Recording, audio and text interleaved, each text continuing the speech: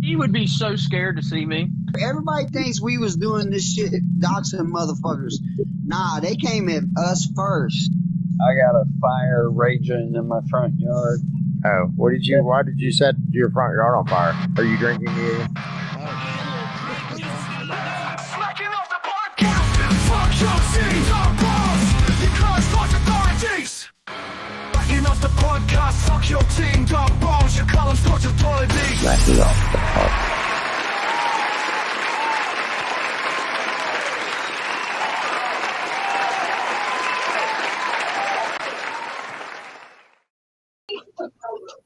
What's up, guys? What's up? Not much. What you doing, Dad? I'm trying to coax Ed through an email link into the podcast. Goodness. Well, What's going on? What's that? What's going on? In I Kentucky. have to say that's normality here. That we have to coax people into getting on, but we love it, so let's do it. That's just a way to say welcome back to Smacking Off the Podcast. Man. So here's my first question, guys. Y'all see the skeletons here for the Day of the Dead. That's the Mexican Day of the Dead. That is today. If you're not Mexican, you probably don't care, but it comes from the same place that Halloween does. Am I right? Yep. Oh yeah, it's beautiful. Actually, I think that's some great art. Okay, so what I was going to ask is, does anybody realize that one of these peoples is it's Borat? Oh goodness, they got shades on, man. They're like Superfly. They're so cool that no matter what, the sun shines on them 24/7. You know what I'm saying? Yep. So is Bruce with us here tonight? Yes, I am, gang. Hello. So what is the story behind the Day of the Dead, Bruce? You know, a lot of it is family recognition. You know, of who has passed in your family. You know, and it's like you're memorializing them. Is through art and things like that. You know, artifacts that. Bruce, you're not Spanish, are you? Oh yeah, my dad was full-blooded. I'm messing with you, Bruce. Well, my mom was Mexican Indian, so right. You know that. Well, we knew your dad was Spanish because Martinez. It's yeah. I grew up in Okeechobee, and I knew some Martinezes, and they were all Spanish. Yeah. Yes. Hey, what was that girl that used to hang out at the game room that was a Martinez? Was kind of skinny, and she had a brother who was a little bit of a hustler. Maria, do you remember her? I do. I remember Maria Martinez. Was her brother Robert Martinez?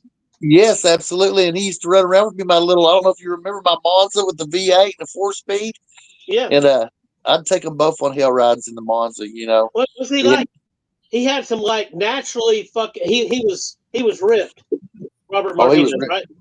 Yeah, he was ripped, man. He was this little dude, but he was ripped from head to toe. Me and him played foosball at the game room a lot. We was hustling people playing foosball. He was a good dude. I mean, I seen him hustle other people, but me and him, since we were both hustlers, kind of had that grifter game down where he didn't hustle. Well, I could see it coming. So there really wasn't no way for me to hustle him or him to hustle me because we could see it coming. You know what I'm saying? Bruce says he didn't have shit to do with it. Right, Bruce? You didn't have anything to do with it, right? You never hustled anybody. No, oh hell no. Oh, come on. I can tell the way you just answered that. You got in trouble a lot of times. Nikki, what's going on, Nikki? Nikki? Nikki's silent. She's giving us a silent treatment. Oh goodness. Well, Maria must have put her off. But Maria was a sweetheart, but so this is a sweetheart week for college football too, guys. I'm fucking excited to talk about everything going on. Look, I've already dropped the F-bomb. I'm getting old like Ozzy Osbourne. I got to drop the F-bomb, guys. And what about Sean? Is he joining us tonight? Yeah, he's supposed to. But he's fashionably late right now, and I think that Nikki is coming out. She's leaving and coming back in. So, oh yeah, it's going to be a big party here eventually. What's that? My mom's name was Maria, and her birthday is on Halloween. Her birthday was yesterday, wasn't it? Yep. That's Yeah, special. All right, let's So see if Nikki we we're can hear in her now. honor of Maria everywhere. Hey there. Yeah, Nikki, What's we can that? hear you. Okay, I was fine, and then all of a sudden it just dropped me. Damn, that sounds like when I went from like 40 to 41. I was fine as hell, and then all of a sudden I just dropped off. You know. That Run was your me mouse. too. You didn't run your Hello, mouse over. Nikki. Hey, you didn't run your mouse over Ed's icon, did you? No, Okay, good. That could have caused it. probably. Oh All right, so goodness. Sean No, will but be I think here. our picture tonight reminds me of like the Gators fans. Like we're really dead inside. We're like all skeletons, but we still have the the bright eyes. Like we can beat Georgia. All right, so I threw it back up, Nikki, just for you. It is. That's us. That's how we And feel. And we're still smiling because look at the dude in the middle. One of his eye pupils is Borat. I See? know. That makes me feel even better. Yeah. Yeah. Borat's always got his thumbs up, so you know everything's going well. It's okay. That's Florida fans right now. Hell yeah, Florida. We was just talking Florida, Nikki. We was going back deep Everglades bullshit, right? Fucking in the 80s, man. You know, when I was riding down the road in my Monza, I was listening to the Florida Georgia game. I was having a big time. It took me way back to the world's largest cocktail party. Now, the fact that they're moving this thing, I know we're going to get to the games of the week, but I got to talk about this. So, due to some construction, I mean, we have a lot of smacking people that like to talk smack. Oh, they're moving the game to here, they're moving the game to there, but I don't believe they know all the facts about it. But we love smack talking. That's why we're smacking off the podcast. So, what do you know about why the game is going to be moved around to different locations in the future? Well, the next two or next year and the year after is Jacksonville. It's the same thing that happened in 94, 95. Back then we did play a home and home, but it doesn't always work well for Florida and Georgia fans. People don't understand the hate that comes when they come to each campus. So they went back to Jacksonville after Jacksonville Stadium was complete. Well, now Jacksonville's renovating their stadium, and it's going to take 2.5 years. So I thought they were going to just do Atlanta, like give, home field advantage 2 years to Georgia. But no, they're going to do one in Atlanta and one in Tampa. Can y'all imagine Florida, Georgia, which always lands Halloween weekend in Tampa, Gasparilla. Oh my God, I'm going. I bet it'd be a big deal. Now, what do you think about that, Doug? What do I think about Gasparilla? What the fuck is a Gasparilla? Tell me about it. Isn't that a root beer? It's like it's like a small little crazy Mardi Gras in Tampa.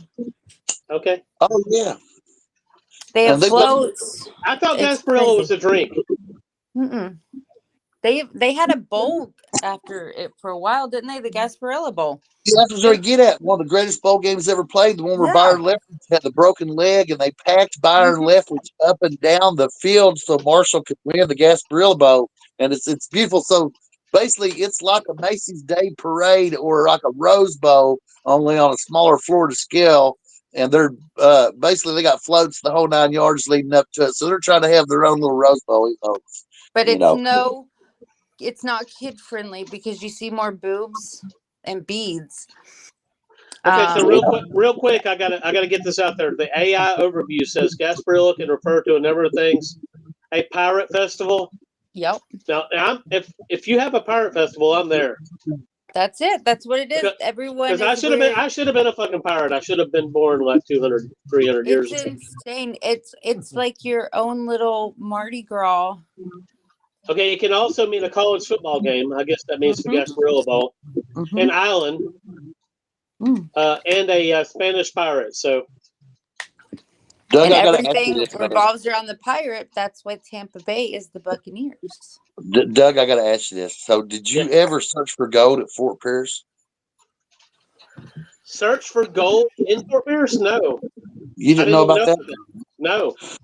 So the largest treasure fleet that ever existed, right? And Bruce might know about this too. So the largest treasure fleet that ever existed wrecked off the coast of what they call the Treasure Coast, right It past was the during the inlet. hurricane. I mean, Yes, I guess that's where the name Treasure Coast comes from, right? yes, and it Yep. started dragging these boats along the reef, starting where the inlet is of the St. Lucie River to the ocean. It drug ships all the way down past West Palm along that reef and dumped their contents on the bottom of the ocean. And if you go to Fort Pierce enough, or any of those beaches between there and Miami, but more likely the ones between Vero and Jupiter Inlet, and you metal detect them, you can find gold, Doug. That sounds like a winner to me. Oh yeah, those Let's guys all make the go. whole We'll deal. go to Gasparilla, and then we'll go down and search for gold. That's Sean, it. That's how we can pay for it. Going on.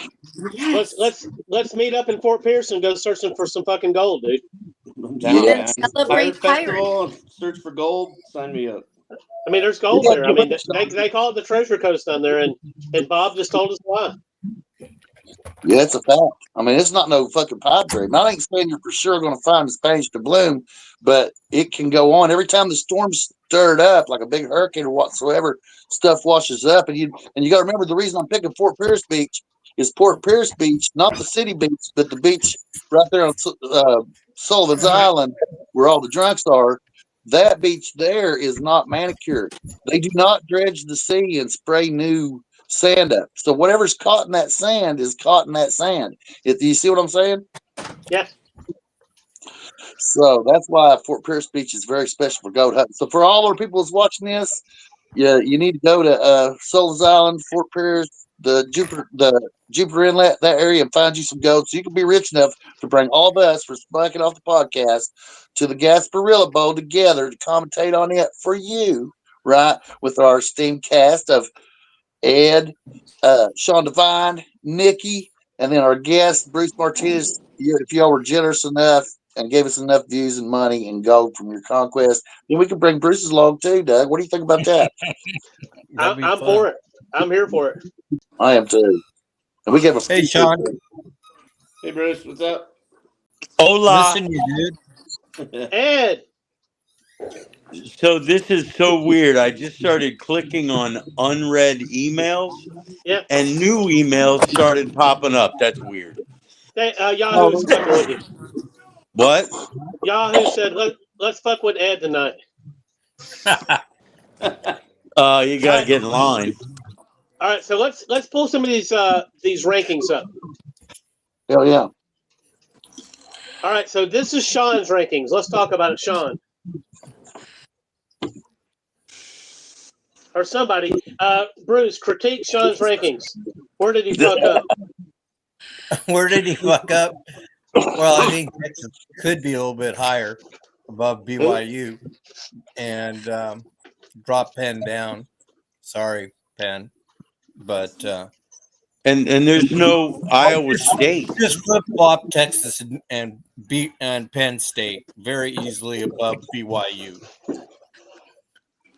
Yeah, Iowa State, Ed has been kind of living life dangerously. So,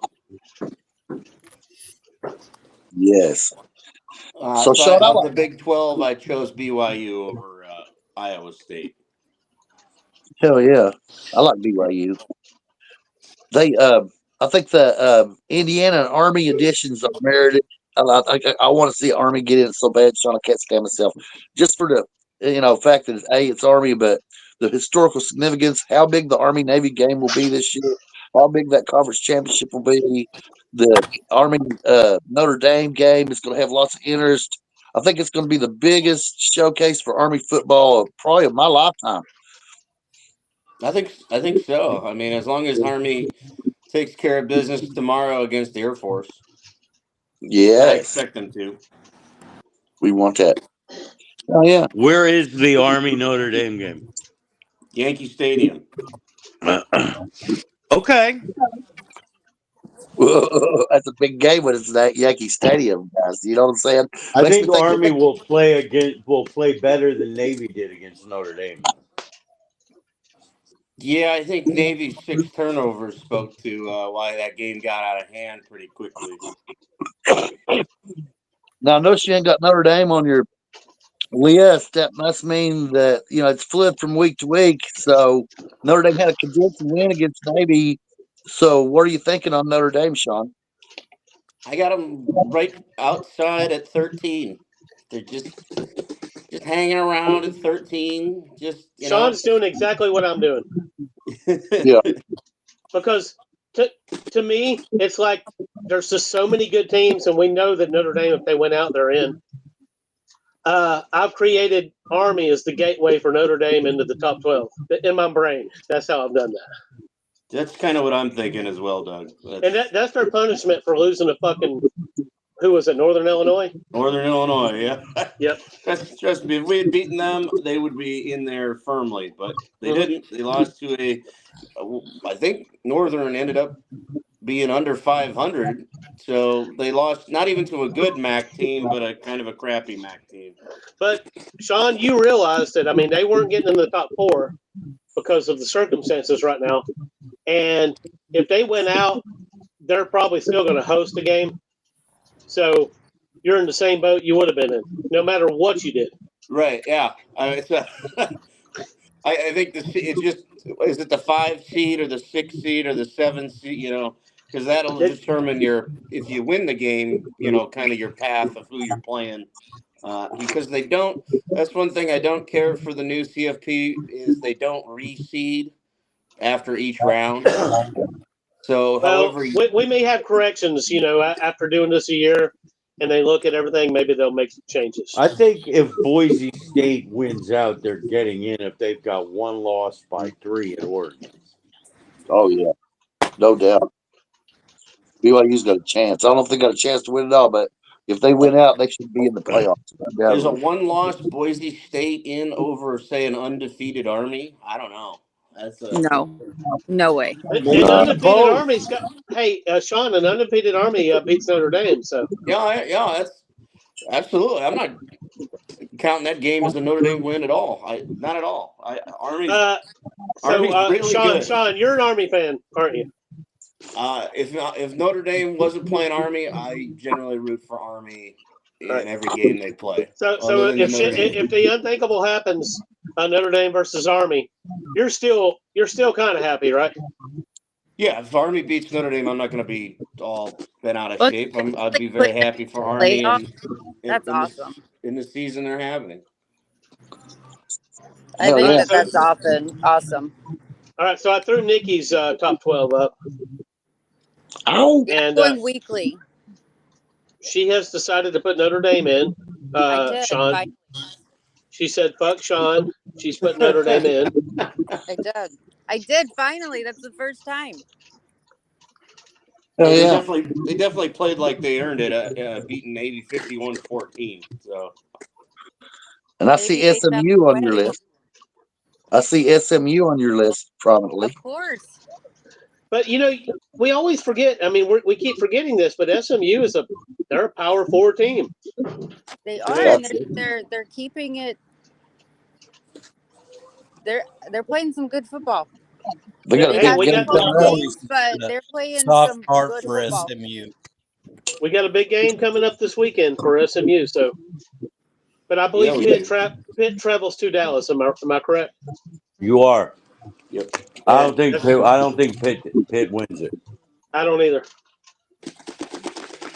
If SMU wins it, it's a huge showcase for the program. So I'd like to see what's happening. But Pitt's a great team. They've got a lot of positives going on for them. And they seem to be scrappy. And at the ends of games, they've been either doing miraculous stuff or the right stuff. So if it's a close game, Pitt can take it. SMU's got to blow them out. Or they got we as a podcast need to be rooting for SMU tomorrow. Because SMU winning creates chaos and discussion for the next 2 weeks. Because then SMU, Clemson, and Miami, none of those 3 play each other down the stretch. To be fair, though, a Pitt win still creates discussion too. Well, True, but Pitt's got a brutal. Not to the level though of SMU. Yes. Pitt has a very tough schedule in addition to SMU coming down the stretch. And Right, there's so they could knock no off way they're. SMU and then still fucking blow it. Yep. What if they don't? What if they do run it?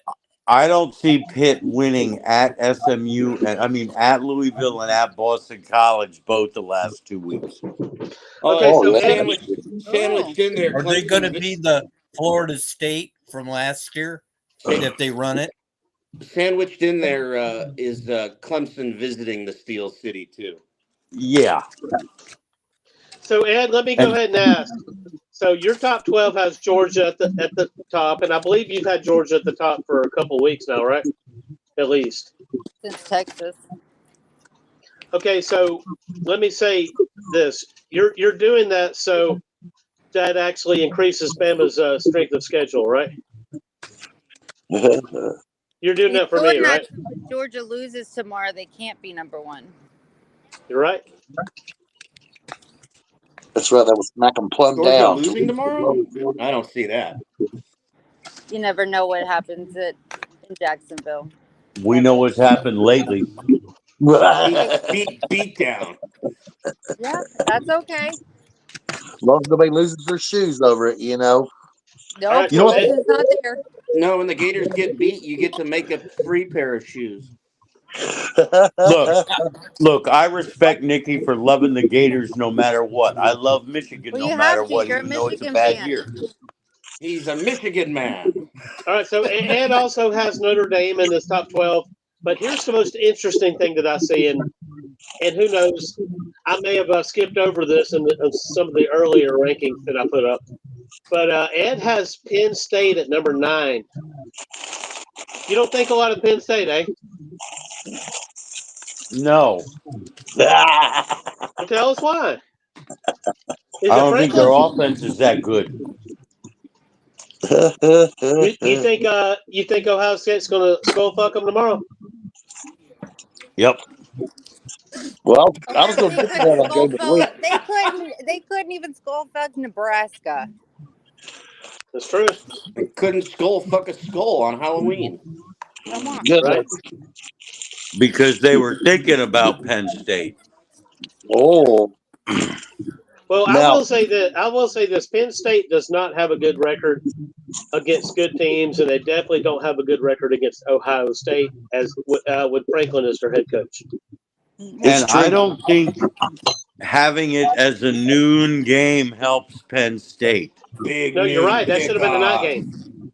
I don't know why that's not a night game. Because I this is reading is imperative, and I suggest everyone get a subscription to The Athletic. They broke this down this week.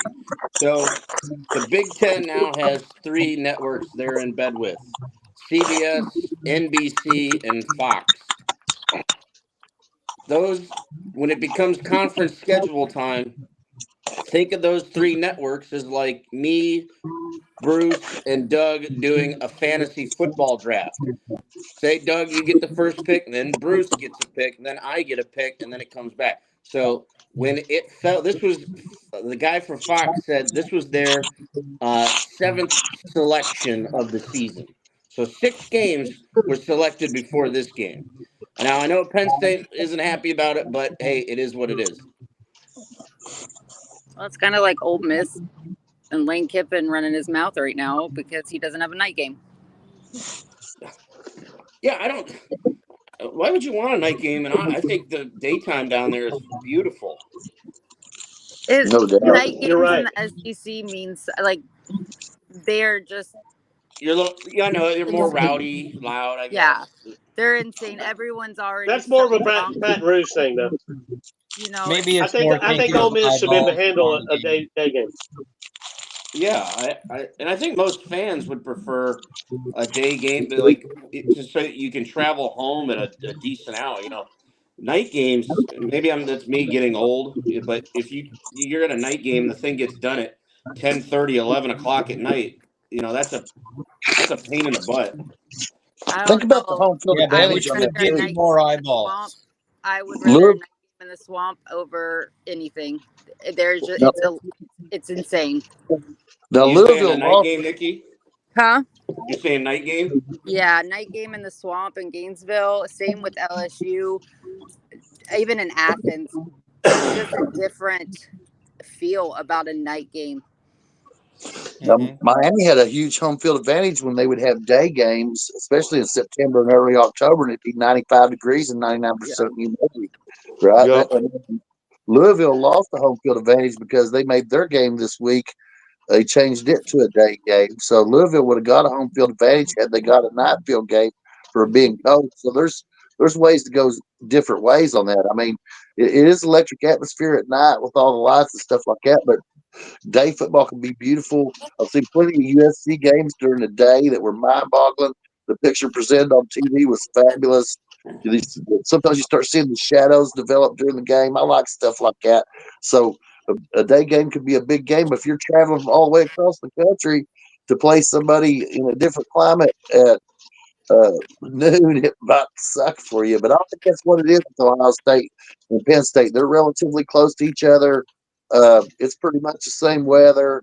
It's just a matter of how many fans that the Buckeyes can get in the stadium. And I think the other reason the Penn State fans are a little upset, I think this was the last time this game was in Happy Valley. It was also a big noon kickoff game, if memory serves. So they want this game to become a night game so they can have a whiteout, and it hasn't happened in a while. You have to admit, you watch a Penn State night game, it's electric. amazing. Oh, for sure. Yeah, for it's sure. it's insane. I mean, it might be one of the only Big Ten games I actually pay attention to, because a lot of times they get really boring. So yeah. So Sean, I want to go ahead and throw this out there. I went ahead and put Notre Dame at number 12 this week, as you can see on the graphic. Y'all are just trying to trip me up. I know it. They've been proving themselves. You know what, Sean? Either way, Sean, I'm having a hard time with A&M on the list, and I know Notre Dame should be ahead of them, but I'm just waiting for that win over Army. I don't mind if people like Notre Dame beat A&M. Why, some people have them ahead. I said, I'll be frank. A&M, since we played, not only has gotten better, but number two, has played a more difficult schedule. Notre Dame's schedule, I know we've gotten wins, but let's look at some of the wins. Stanford is not very good. Bruce can attest to that. Stanford is down. They're down bad. So that, there's that. Louisville is maybe a 500 program in the ACC right now. Yep. And that they had to squeak out by 7 at home. So whereas A&M is beaten LSU, Arkansas, who else am I missing? Just read LSU. I mean, that's a tough slate right there. So, and I'm very impressed because after coming out of that game, if you had told me A&M would be the last team to be unbeaten in the Southeastern Conference, I would have laughed at you.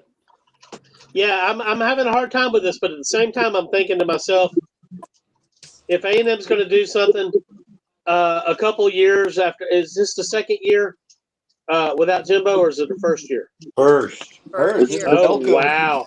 Yeah, Elko's okay. Really... So sorry. First year without Jimbo, for them to actually finally do something, it's going to make me fucking. It's going to make me laugh like a school girl. Change there with Elko, man. I mean, he's holding players accountable, which apparently Jimbo, did not.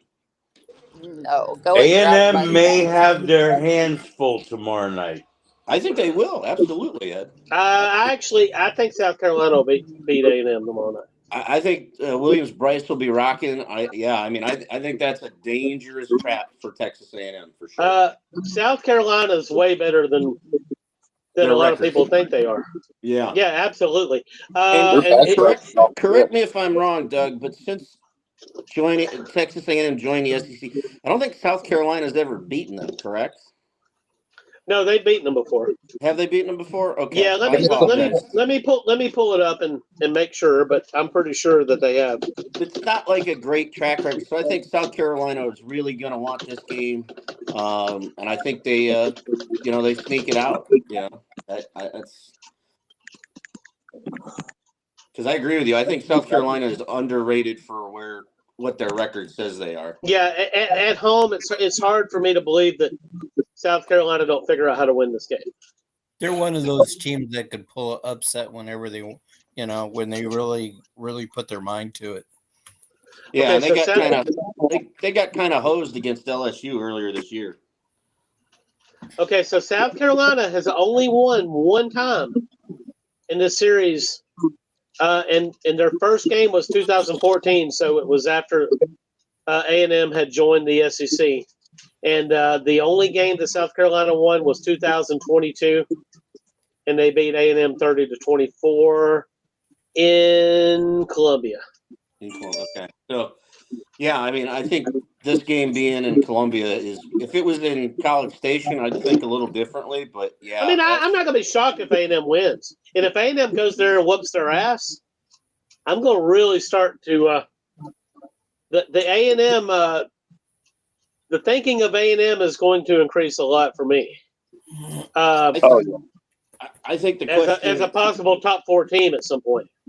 Guys, got to break in a second because we just got. I want you to know a mention from one of our previous guests, Michael Bennett, and he just gave us a best luck on Twitter, and so evidently he's watching the show tonight.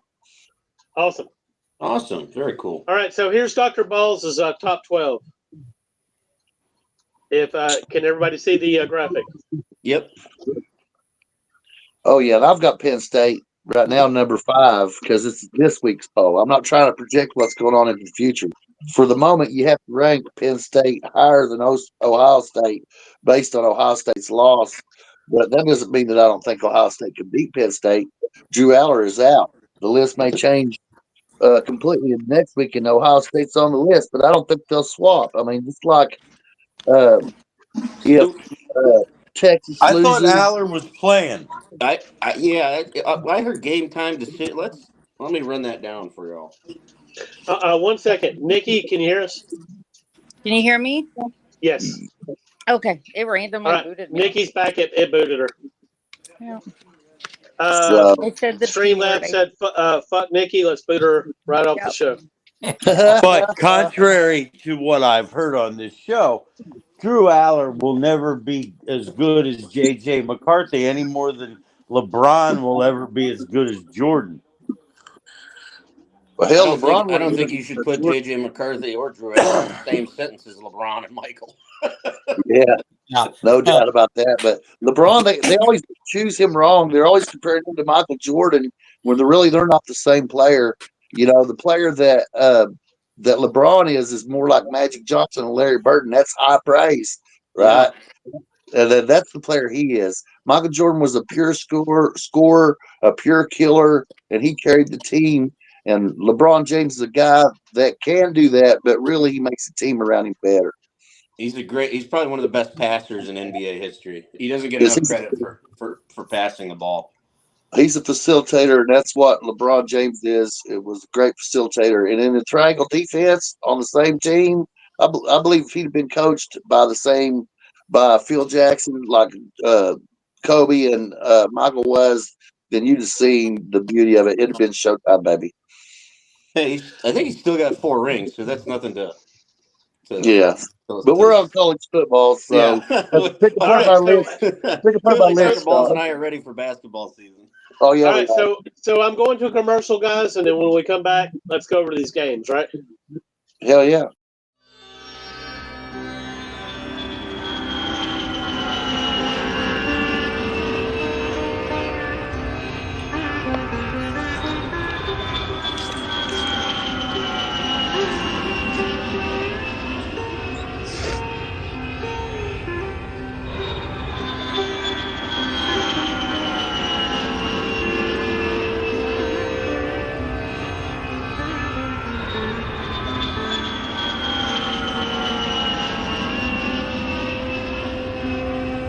CBD for Life offers a variety of THC-free CBD products, including CBD rubs, gummies, tinctures, sprays, CBD skincare products, and more.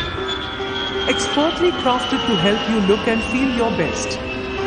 Go to smecology.42web.io and click a CBD for Life link at the top of the page for great deals on assorted CBD products.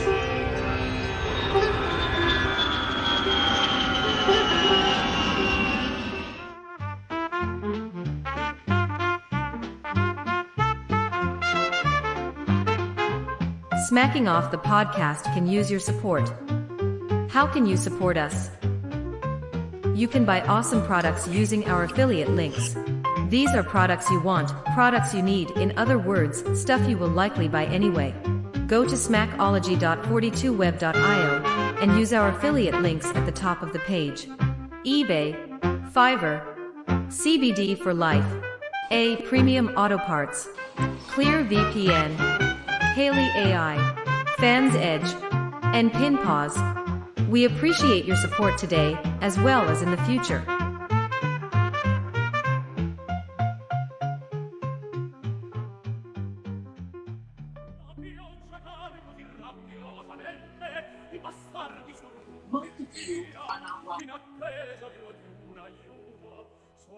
Smacking Off merch is available at our spread shop. Find awesome hoodies and t-shirts in all colors. Want it in your team color? Hit us up and tell us what you want, and we'll send you the web address for your custom shirt within 1 day. Go to smackology1.myspreadshop.com for awesome Smacking Off stuff.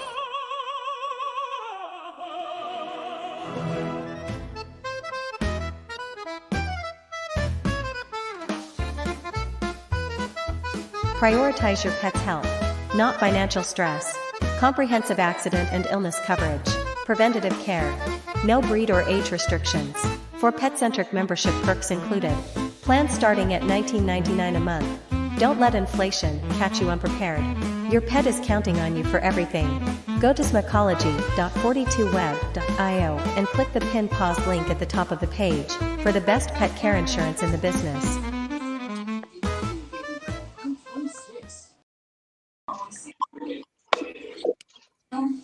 Welcome back, guys.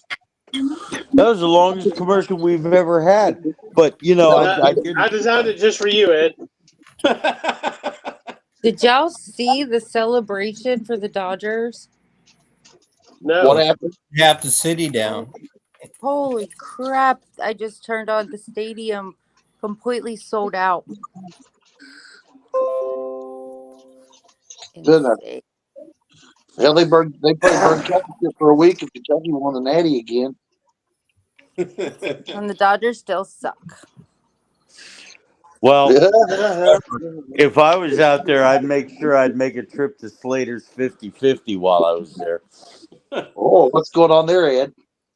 They have burgers made out of 50% ground beef and 50% ground bacon. I was there at the one in Torrance in June. Oh my God, it was so good. Oh, your cardiologist would love ground bacon? Yeah. All right. And so it had all right. Ground beef, cardiologist. Ground beef with ground bacon and bacon ketchup. Oh my God. I think you have an addiction to bacon. That sounds great, Ed.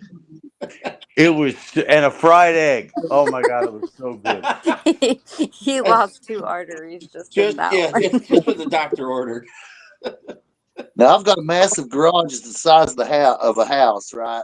And I'm building a deck out off the end of it with a little cover over top of it. I'm gonna make a massive stage so I can have massive rock and roll field parties, right? And set up my band on it and stuff like that. And then across the road, which we also own, there's a place where a house used to sit. There's a big house foundation. I'm just gonna take it like it is and dig it out, get it clean, and build this massive fire and take all the coals and put in it, and a bunch of grills I already got made and put over it and have a massive hog roast. There you go. Are you inviting us to a party, Bob? Oh yeah, absolutely. So I can make that trip, but you know, as I told my wife, because she's always like, you need to pay more attention to your health. I'm like, we're coming up on 10 years. I want to die.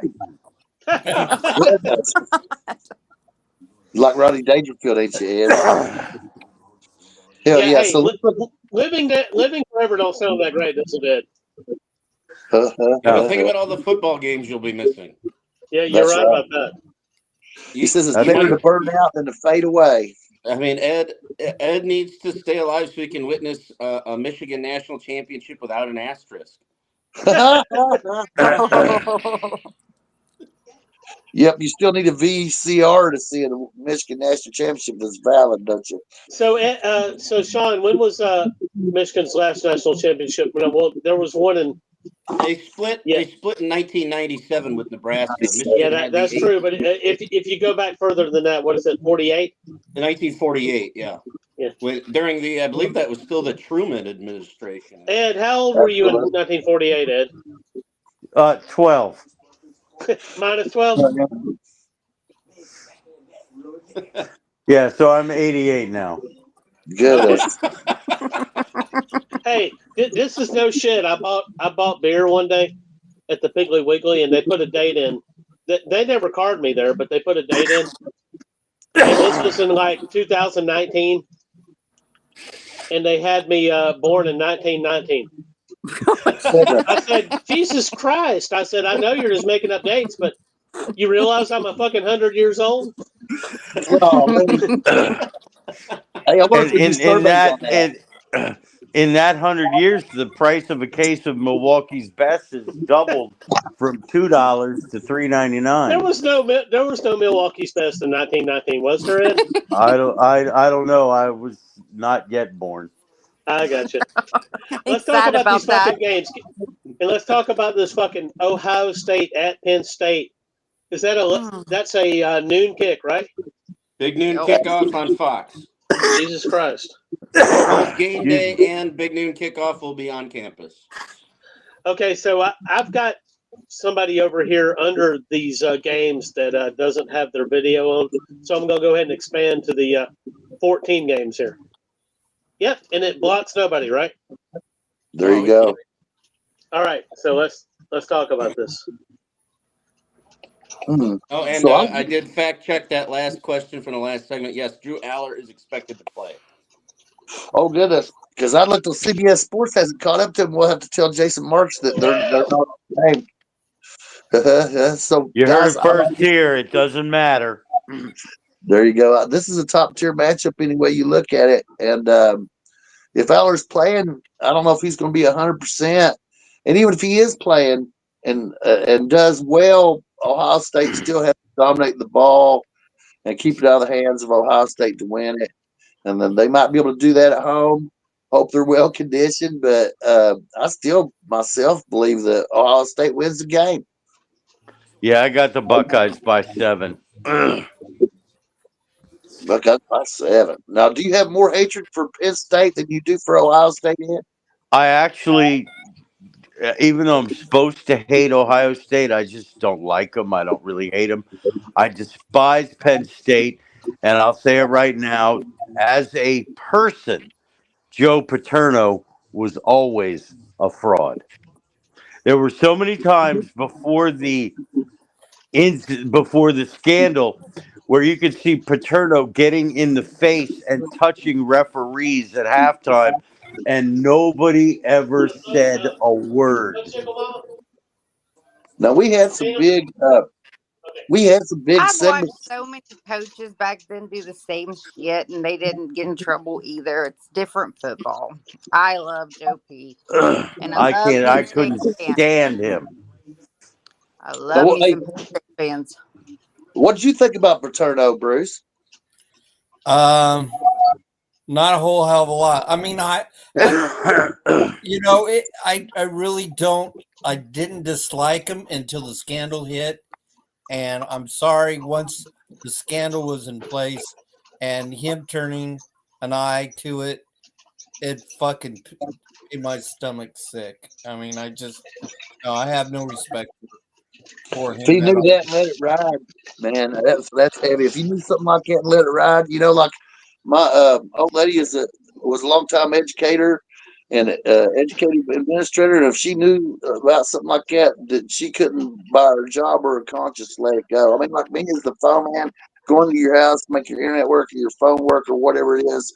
And I see, if I knew some shit like that, I don't know that I could let it ride, man. Me personally, my conscience wouldn't let it ride. Hell, I might even break the foul right then. Now, I don't know if you guys are aware of it, is that Penn State is always, I mean, they're under the flag right now for a potential rape case that occurred on campus. Yeah, I heard about that, Bruce. The athlete's gone, but it's there again. The coach is playing like he don't want to discuss it, have anything to do with it. It's one of these. I throw my hands up at. I'm not going to discuss it, but it's there, and I'm just getting tired of these big institutions having this occur on their campuses, and yeah, it's disgusting. I mean, they might as well hire Art Me too, Briles and guys, put him in but charge of compliance. I think James Franklin's statement is he's going to let the Penn State legal team handle all that. I mean, well, yeah. I mean, as a coach, that's a smart thing to do. I mean, we had war incident last year with one of our running backs at the UW, and the kid was gone. I mean, that day he was in Siberia. So, yeah. I mean, these two players that I think are allegedly involved, their due process, their day in court. They're not part of the team, not on a campus Right. anymore. I mean, right. I get your point, but I mean, that's not why you called. We're here to talk about a football game. Mm-hmm. And I we're think not going to bring up our brows. I think the biggest thing here is that one, it's at home for Penn State, and number two, they haven't won this game since 2016. And I think they're going to be ready to play. I think the issue that's going to turn the table in this game is I think Penn State's offensive line is going to push around the front seven of Ohio State when they have the ball on offense. And if Penn State can run the ball on Ohio State, this game will be tight all the way to the end. I think Penn State will run on them. Now, my Is question Ohio on the State other side of getting the ball. in? Is Ohio State getting in at 10-2? Oh yeah. Not with that schedule. I mean, do they have any ranked wins right now? Let me look. I'm gonna pull that up. I don't think they have any ranked wins. Yeah, I think Sean's right. I don't know that they do. They would have a ranked win if they lose tomorrow and finish 10-2 because they would have beaten Indiana. That's coming up though. That's so right now. No, Ohio State has no ranked wins. They've beaten Akron, Western but to get to Michigan. 10-2, they will. Yeah, they would have beaten Indiana. That would be their lone ranked. I just want to let you know, Sean, that with your theory, shit's going to hit the fan when Alex Bryan hears about this.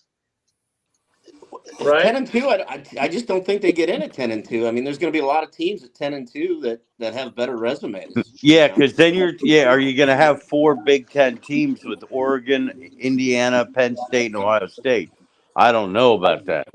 Guys, let's go ahead and pick on this game. I got Buckeyes by 7.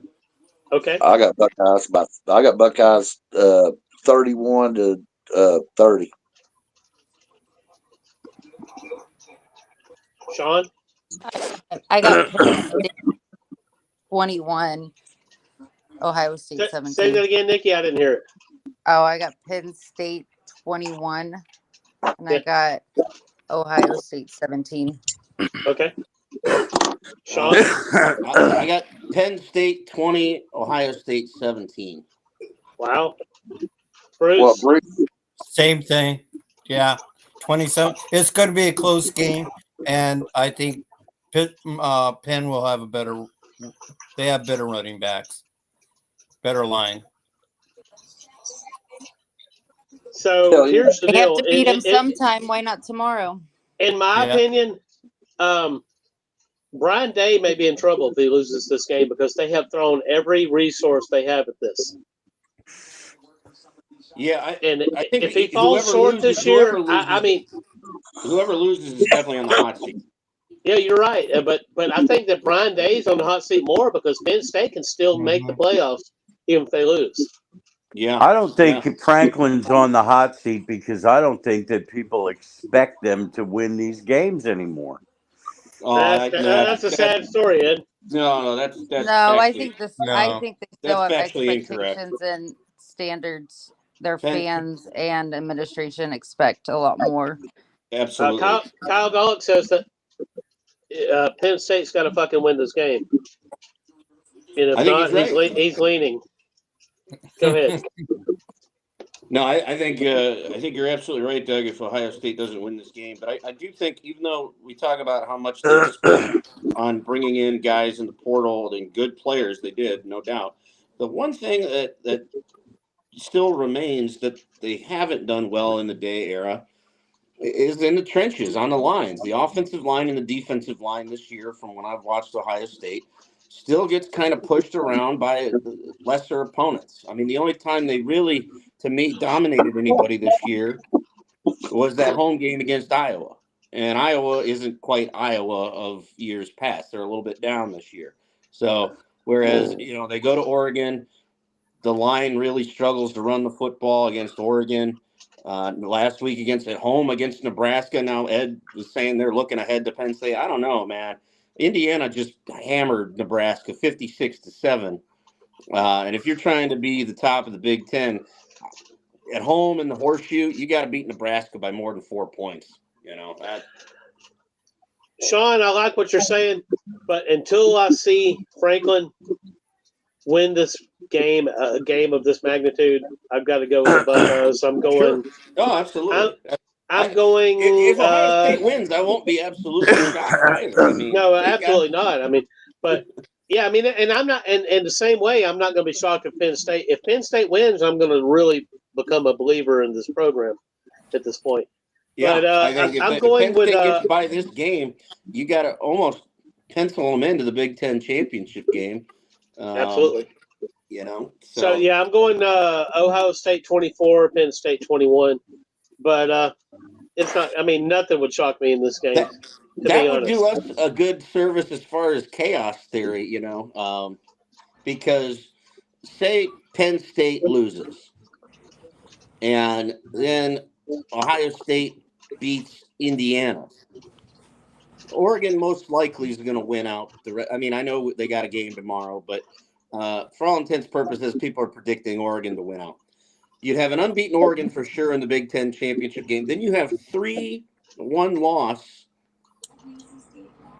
second place teams. Who's going to get that slot?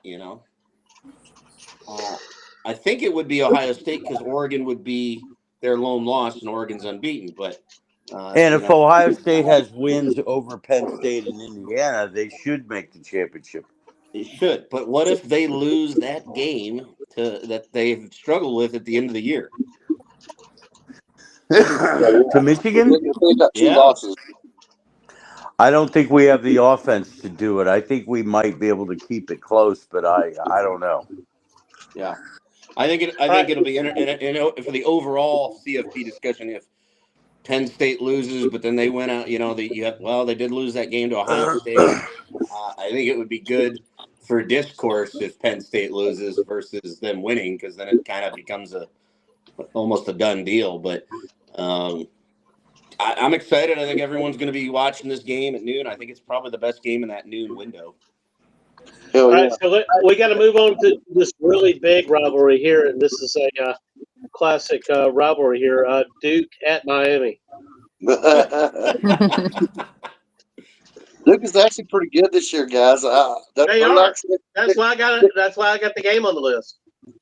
But Miami looks so much stronger than them. They're playing at Miami, but I don't know how rowdy they are to Hurricanes these days. But hell, it's almost like a vacation. Nice game. The nice weather coming from North Carolina.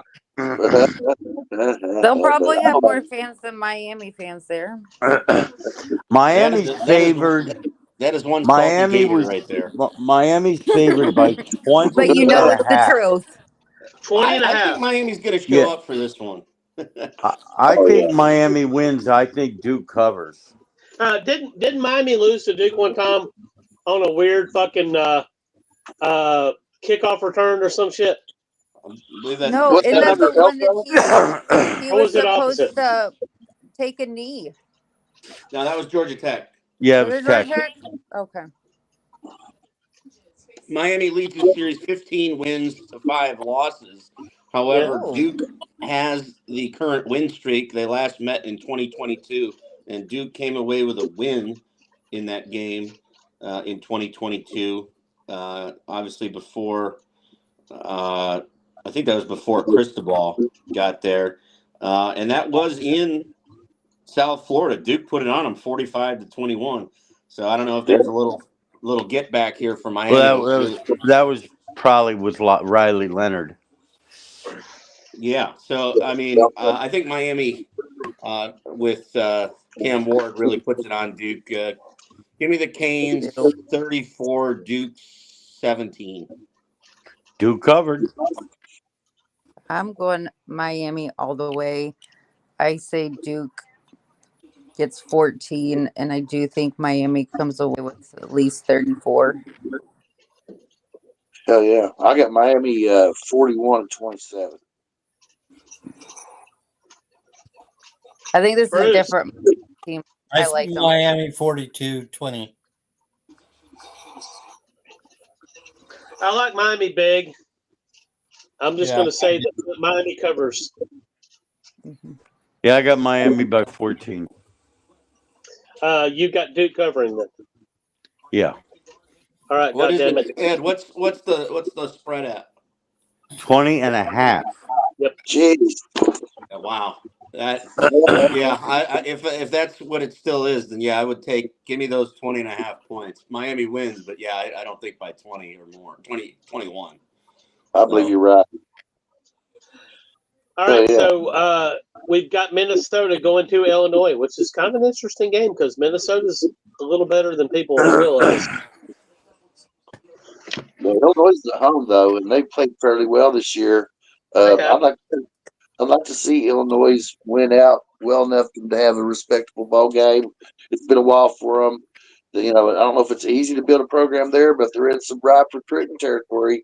Any upward projection is good for them, especially in a new expanded Big Ten, making a little bit of noise. But Minnesota's a tough football team, and it's tomorrow. I believe it's going to be a muddy day in Illinois, and I love watching muddy football, guys. I don't think it ugly. A lot of running and walking in the mud. No mud, Dr. Balls. Illinois plays on field turf, so a lot of rubber pellets and plastic grass. Oh goodness! Well, I'd love to play. I was not happy that Memorial Lots Stadium of injury. went to field turf. They I've used been to there play years on ago. grass. I've seen Indiana and Illinois play at Illinois. I just can't remember what year it was. It was somewhere between 97 and 99. I saw Illinois and Indiana at Illinois. And I thought it was a great game.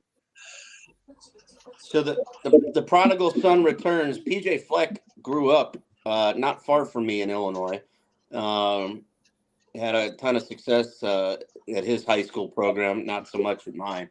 That's probably why he's coaching and I'm just talking about the games. But Minnesota leads the series 40 wins to 33 losses and 3 ties. However, Illinois is riding a 3-game winning streak in this series.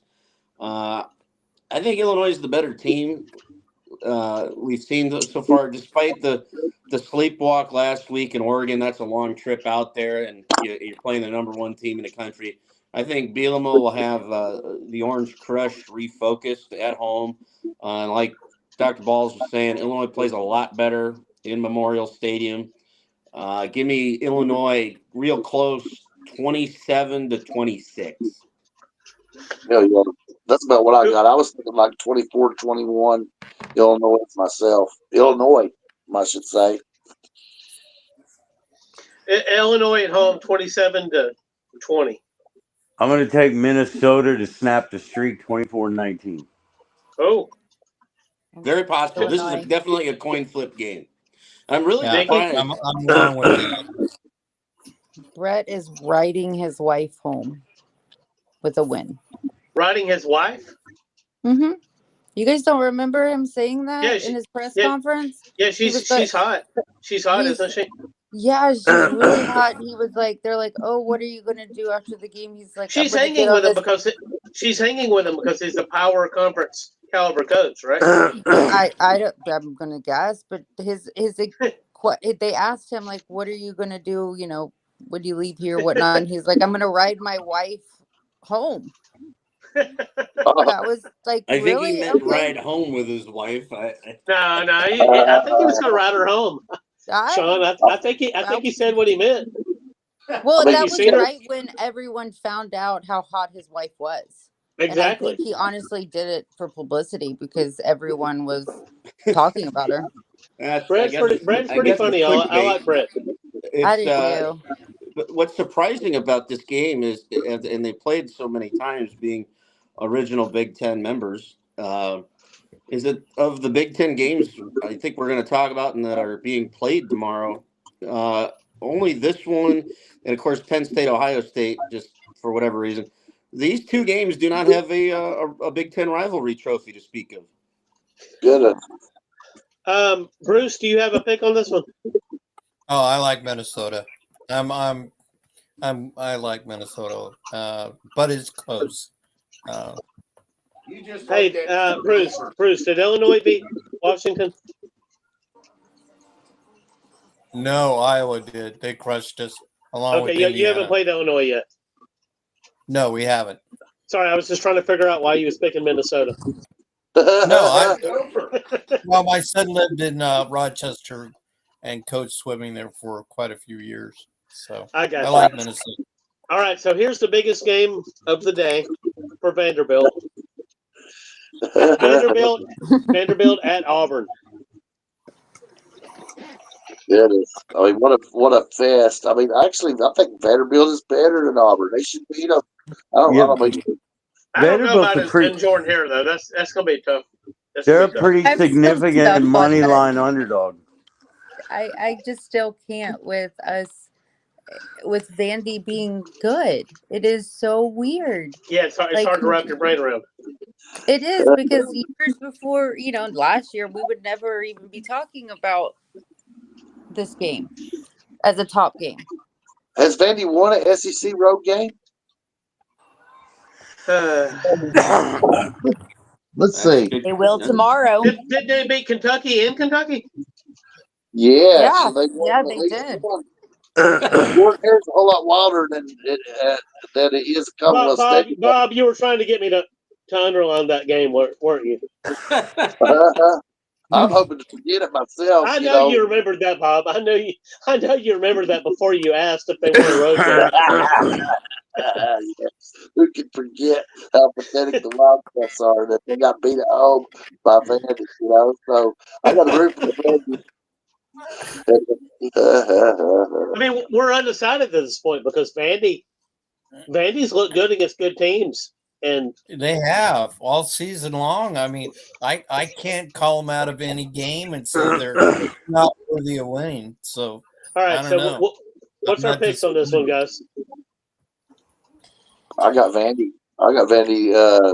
30-29. You like those 1-point games, don't you, Bob? Oh, I love them. It's the best ones. Correct. Nikki? Anchor down. I'm going Vandy. I don't know if it's going to be a lot of points on the board between these teams, honestly, but I do. You can feel a Vandy win, can't you? No, I would have thought. I would have known they would have beat Florida last season. Well, I'm saying you're getting Vandy vibes here. Yeah, and I just can't stand Hugh Freeze. Like, I can't. Yeah, I got you. I understand that. Like, I actually like Clarkley, so I love Diego. The kid is awesome, and I want to see kick ass, and I do. I think Vandy comes out, and I'm going to give them 21, but I'm going to give Auburn 10. Hell yeah. 21-10. Okay. Ed. I actually have Auburn 27-13 in this one. Okay. Bruce. 27. And I don't like Hugh Freeze either. 27-24 Vandy. Okay. Sean. I think it's going to be a high-scoring game. War Eagle 38, Vandy 35. Ooh. Okay, wow. So this is going to sound odd coming from me, but I like Auburn 40-20. 40-20. Goodness. I think Vandy beat Alabama at home. They beat or damn near beat Texas at home. But their power is in no place to Boston and Kentucky. Commonwealth Stadium is not Jordan Hare Stadium, and Auburn's going to be rocking, and they need this win to even keep bowl hopes alive. So exactly, yeah, and Vandy's headset will go out for the first half.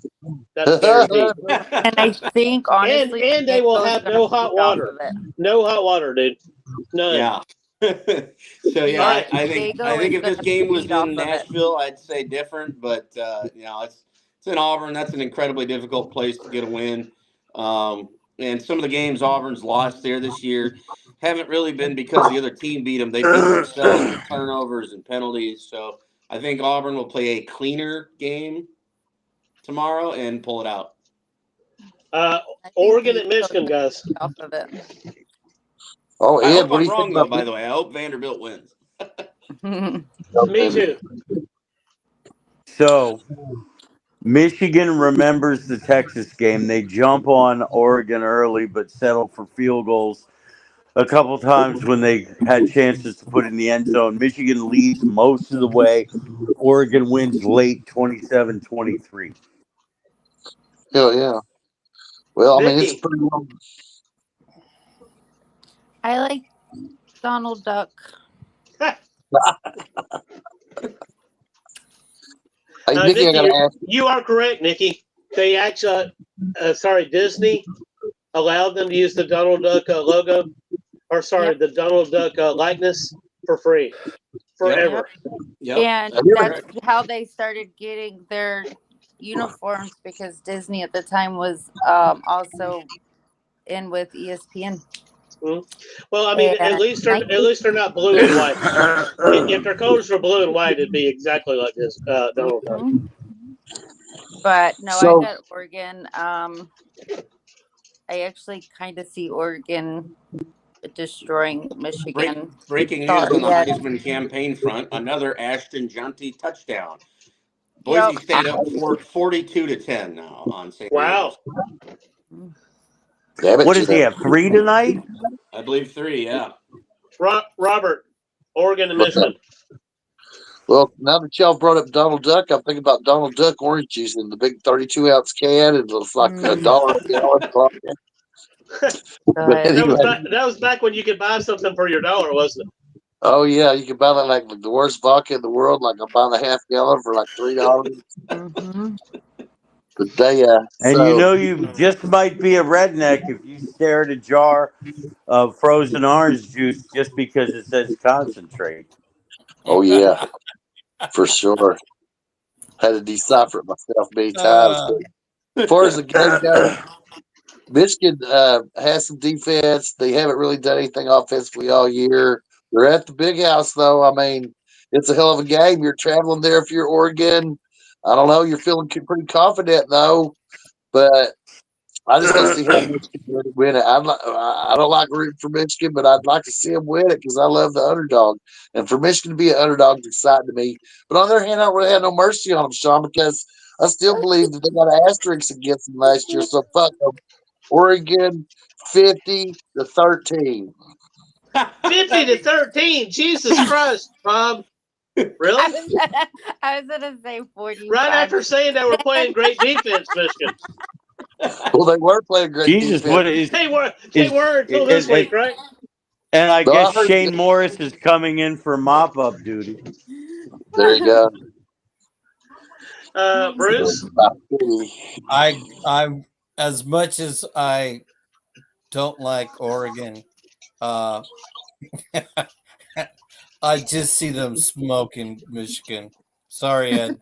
I can easily see it 52-20 I got to go along with Bob. Their speed is back. And that's one thing with Oregon's offense. They kill you with speed. And I don't see Michigan holding a candle to them. I really don't. But as much as I would like to see a Michigan upset, I'm realistic and I'm not a dreamer. So, all right. So, has everybody picked except me? No, I got to pick. Oh, go ahead. I'll echo Ed's sentiments. They remember the Texas game, and so do I. It was a beatdown in the big house. Oregon 44, Michigan 17. Okay, so it's no secret that I believe that Michigan has a shot here. I've made it known in the groups this week. A lot of people are laughing. That's completely fine.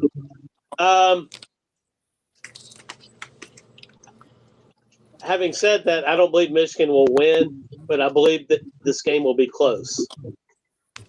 I like Oregon 34, Michigan 28. Okay. Yeah, Oregon does not have a great defense, so Michigan has a chance to keep the ball. But I am not shocked, I promise you, if Michigan somehow knocks Oregon off and because Oregon typically does trip up somewhere, and this is one of those places that it could happen. I still think Oregon wins, but it's going to be close. All right, the world's largest cocktail party. Can I call it that, Nikki? Of course. Okay, I mean, aren't they calling it the world's largest party now? I guess they're not allowed to because some. Okay, so without cocktails, I'm not showing up, right? Yeah, exactly. All right, the world's largest cocktail party. God damn it! Florida, Georgia. Where's this game at? Jacksonville. All right, let's talk about it. Yeah, Nikki. What are they gonna? Is what Florida is going to show up? The Florida that's Georgia. been playing the last few weeks. The Florida that we've seen against Tennessee that showed much improvement. The Florida that played Kentucky. The Florida that honestly is ready to fight. With DJ with that long ball, that defense is finally stepping up. Our offensive line actually has life. So when they played Kentucky, they went deep. They didn't hesitate to go deep with Lagway, and that's why they won the game. I mean, the kid is on this will be his third start, and he's already holding, the record for most, longest yards from a, long ball. I don't know. This team is completely different than what started the season. And we're running a team right now that is pretty much made up of true freshmen. Hell yeah. And our offensive line finally found out that they are supposed to, protect. And they're protecting him. Our defense finally, we will be down Marshall on defense, but the rest is, I mean, they look good. They look good. Watson has just been, that's my big boy. He's massive, and he's been showing up. I've been saying all season I need to stick with Lagway. And the reason I said that wasn't because the Graham Mertz wasn't efficient. Is because Graham Mertz could only get you so much, and they was doing a lot of short passes and stuff. I didn't feel like he had the ability to break the game, and that Lagway did. When you have a guy that has the ability to break the game and to be an X factor, then you've got to feature and showcase that guy because that's the guy that can do miraculous things, right? And a player like Pavia at Vanderbilt, a player that can do miraculous things are the ones that can win. And even though I don't believe that Florida's going to beat Georgia, I hope they do, but I don't believe that they are. I believe they're going to give them a hell of a game. So I've personally, my pick is Georgia 30-28 over Florida. Who's next? I will never pick Georgia. Never. There's just, it won't come out of my mouth. So I have Florida, and I'm watching both of these defenses. I'm going to actually have Florida 24. Yeah, Florida 24, and Georgia 20. 20? Yep. Ed? Georgia 37, Florida 11. The Gators get a 2-point conversion on a late touchdown. God damn it, Nicky. Sean. Did Sean pick it? Not yet. No. What do we know about Florida this year? They beat teams they have equal or better talent to. They lose to teams that have more talent than them. Georgia is vastly superior in talent. Give me a beat down. 40-17 dogs. Bruce. That same Georgia could hardly beat Kentucky. I don't think Georgia showed up mentally for that game. Yeah, but Nicky, but they still beat them. Florida's playing a lot of guys, which will pay off next year, but not tomorrow. Florida's wins this year are Samford, Mississippi State, Central Florida, and Kentucky. Those are all bad teams. Bruce.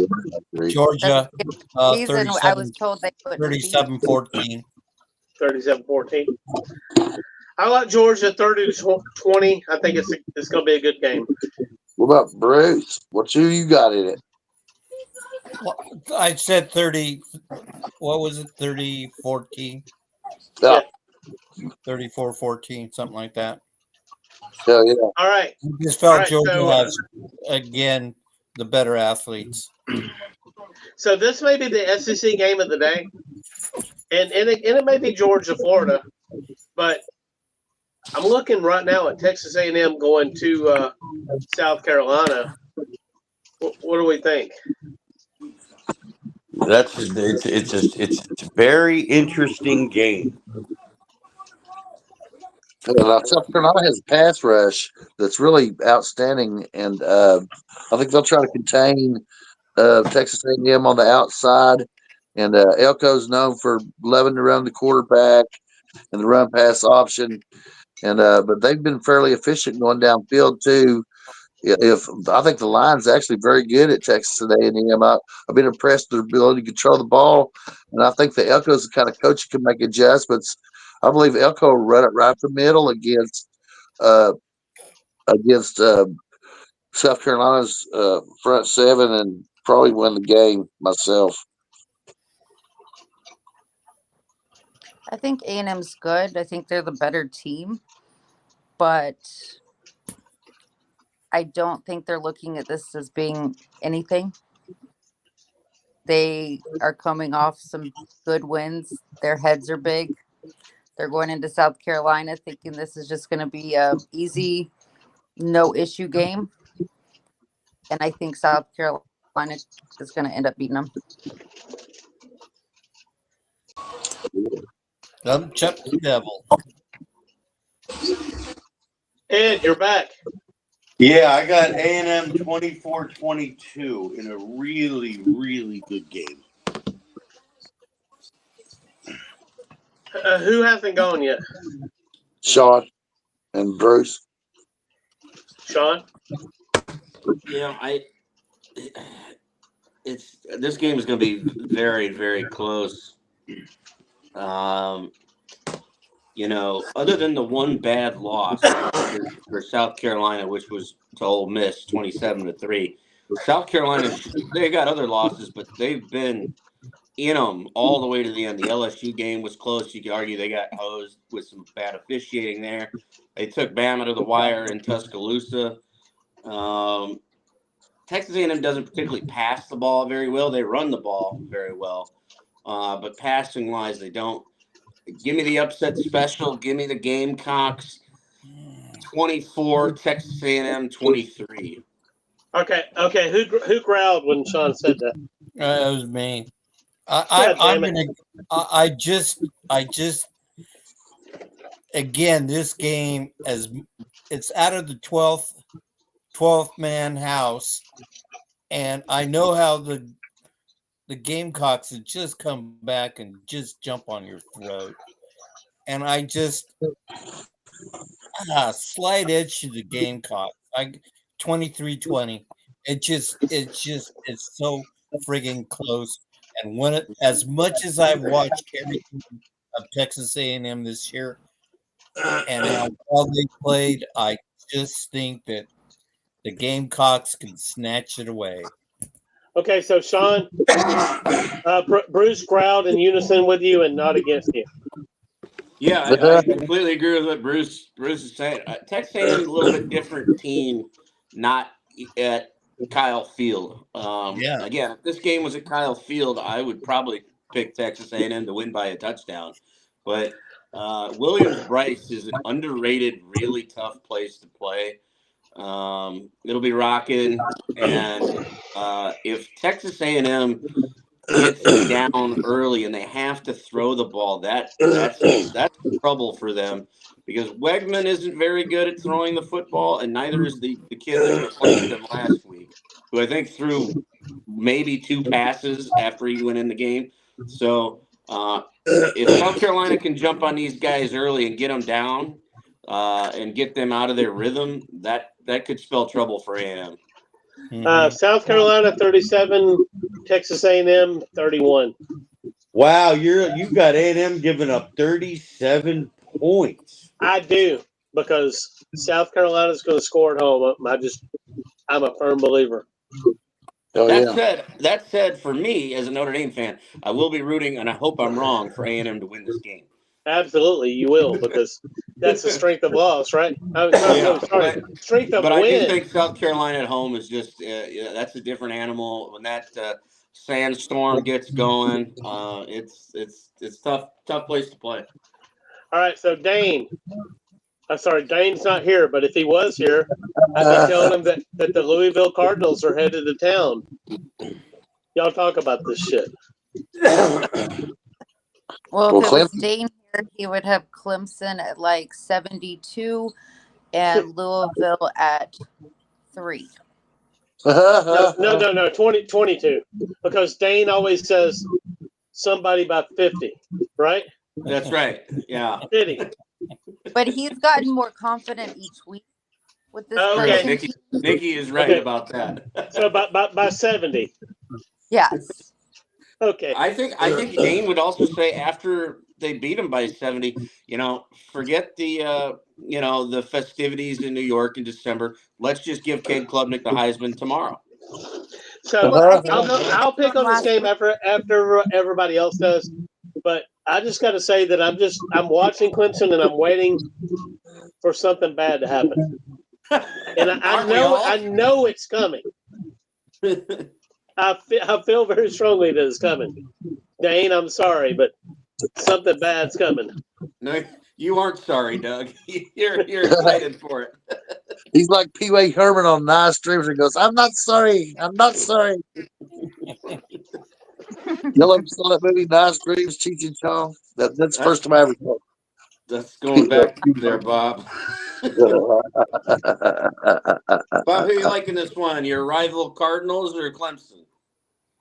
I think Clemson's a good football team, and Louisville's a decent football team, so I got to go with Clemson. I think they're going to probably win it like 23-17. And Clemson didn't win bad. Because like you said, we need the ACC scenario you're talking about, Sean.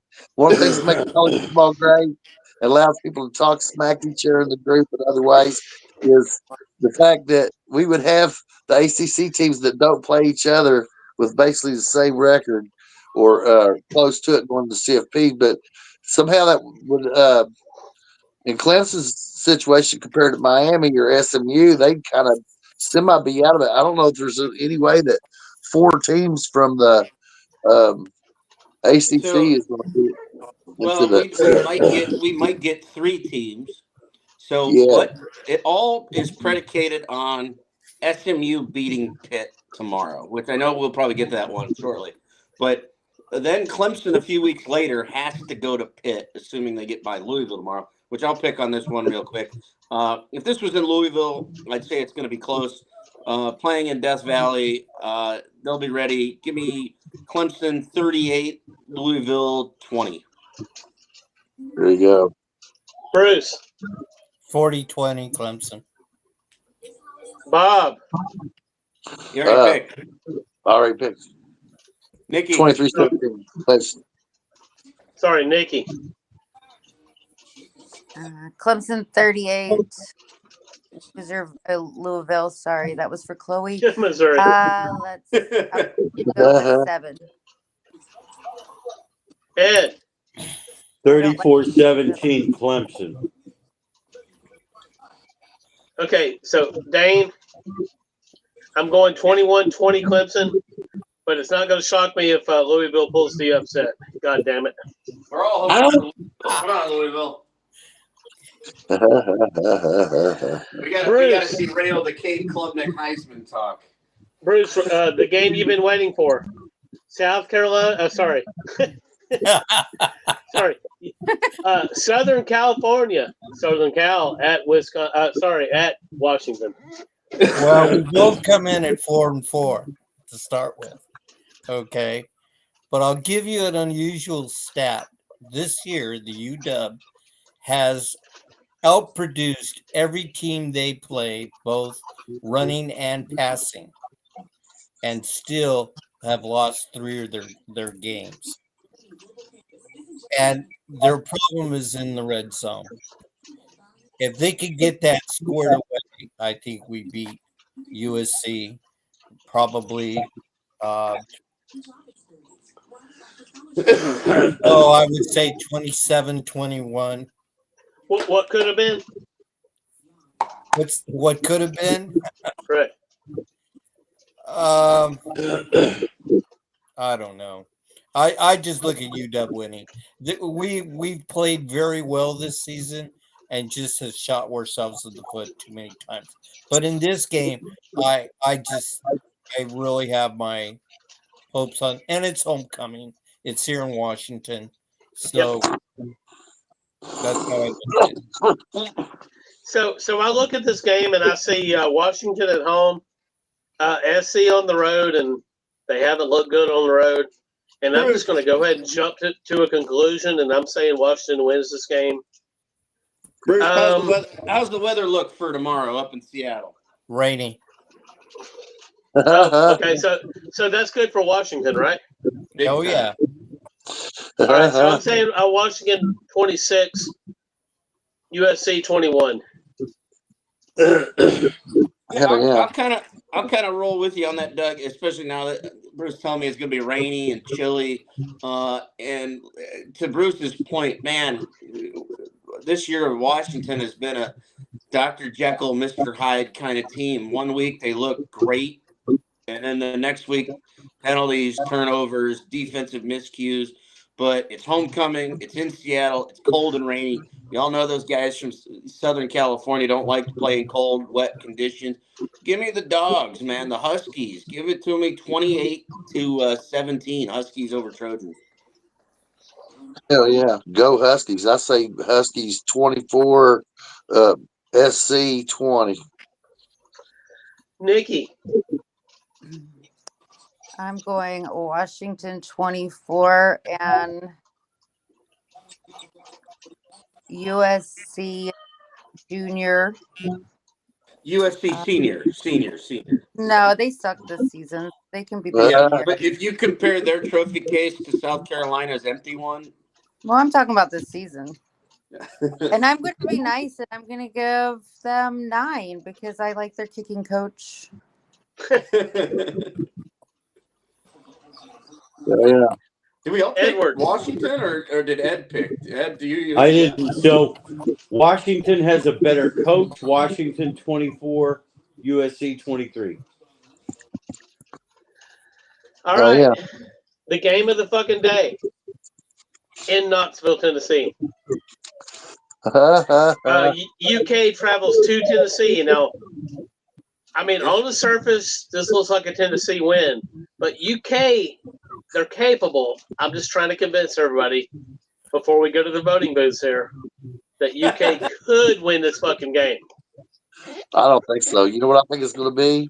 I think it's going to represent an embarrassment of such monumental proportions that it will bring in a new coach in John Summerall, who's just from Tulane, who formerly was a coach at Kentucky. Because by the way, I looked him up, Bob. He did not coach at Alabama. Who, John Summerall? Yes. Oh yeah. Oh, I must have got that wrong. I don't know Neither, where he was. At neither Troy. did Pat Summerall, by the He, way. he was at Troy. That's why I got it Yeah. mixed up. He coached Yeah, in no, he Alabama. did coach in Alabama. That's Yeah. absolutely true. So I had that wrong, but I knew that. But he's at Tulane now. Right, he did pretty well last night against Charlotte. And anyway, I believe that John Summerall is going to be the next coach of Kentucky. And the Stoops, maybe I'll be the only one. If he has the See, you're embarrassment. picking with your heart. You're picking with your heart, Sean. You've got a. No. Bob, you have a Bob, conclusion you're already assuming, and I think he's trying to manifest it. To be honest, he is. like, we're gonna lose. Have you manifested something coach at before, once. Bob? Have you ever manifested anything? Oh yeah, the Joker Phillips era, I manifested. I'm sure of it.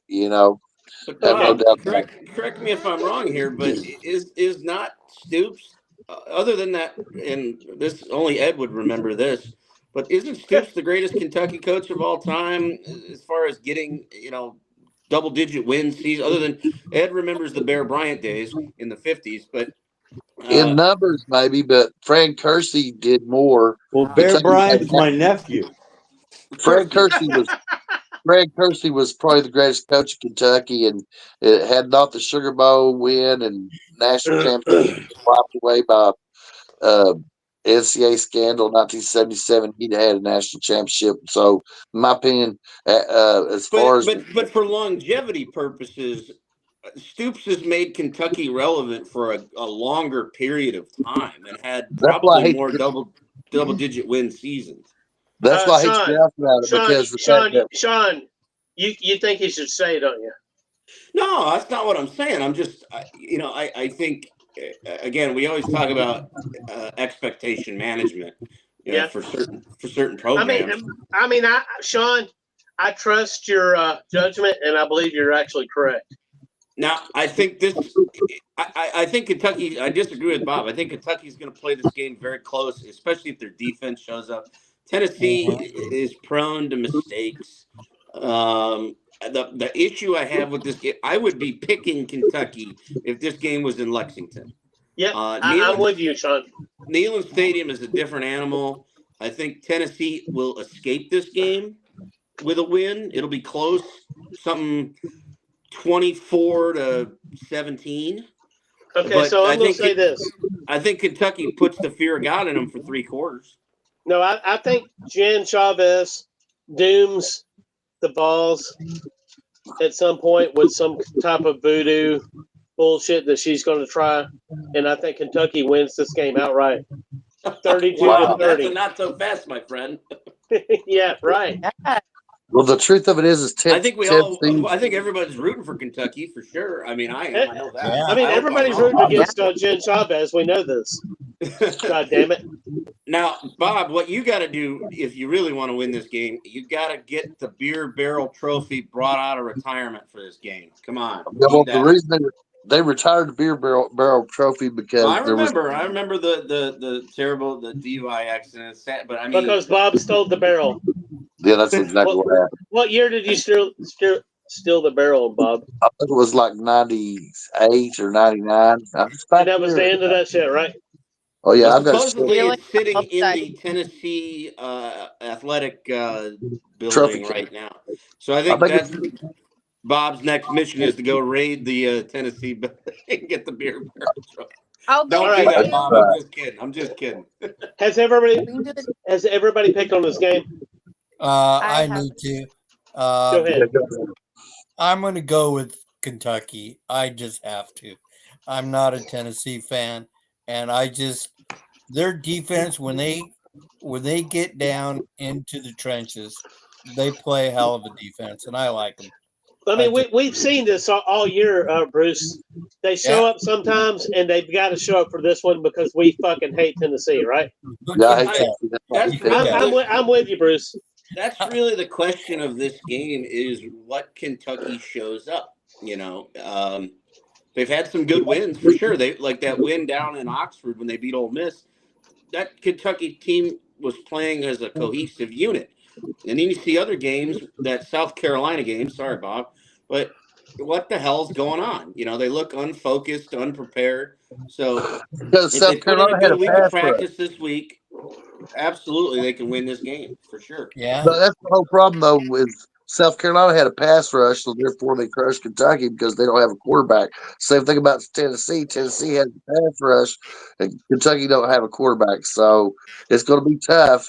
Now, a traditional Mark Stoops team that had a powerful running back that you could count on could possibly win this game because of the fact that they just control the tempo and ram it down your throat. But the back in Kentucky now he's a good back, but he's not a power back. He's not somebody that can carry the pile, and that's the inherent problem at UK is they don't have a quarterback or a running back. So offensively to win, they just have to not make mistakes and stupid penalties for an entire game while the special teams and the defense keeps it on the other side of the 50. I think it's possible for Kentucky to live in Tennessee's side of the 50 all game long and not score but maybe 6 points out of it. So has everybody picked on this game? I got Tennessee 27-16. Okay.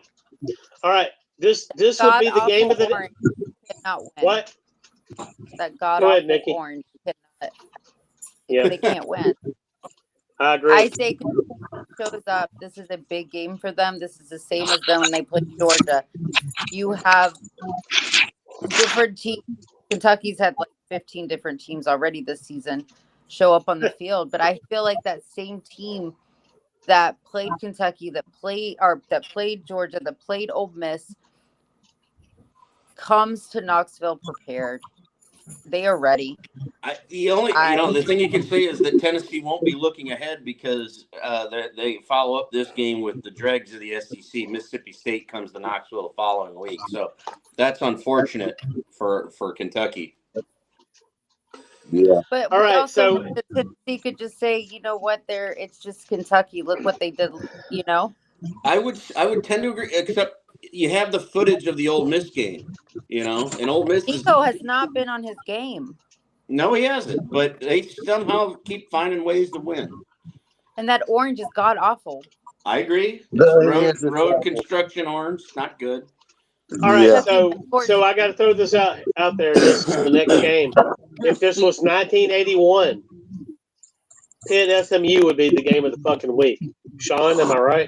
You're absolutely right. The heydays, the high times that were the Pony Express, Eric Dickerson, McElhaney, Craig James, if you remember him, he was on.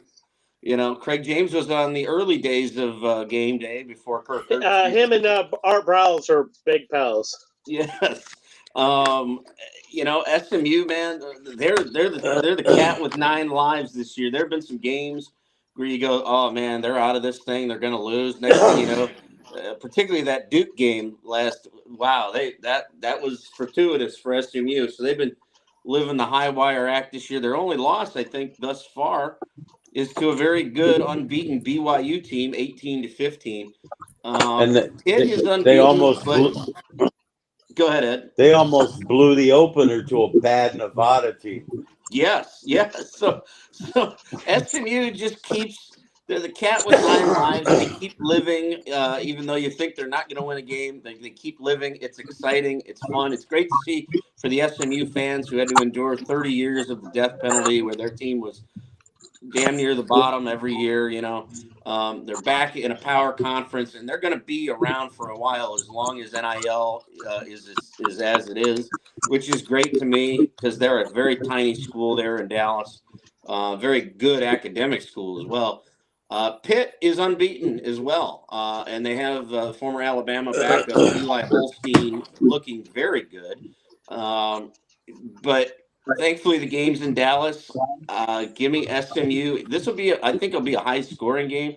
Give me SMU 41 to Pitt's 38. Bob. Hell, I like SMU's chances, and I think no. Hold up, Bob.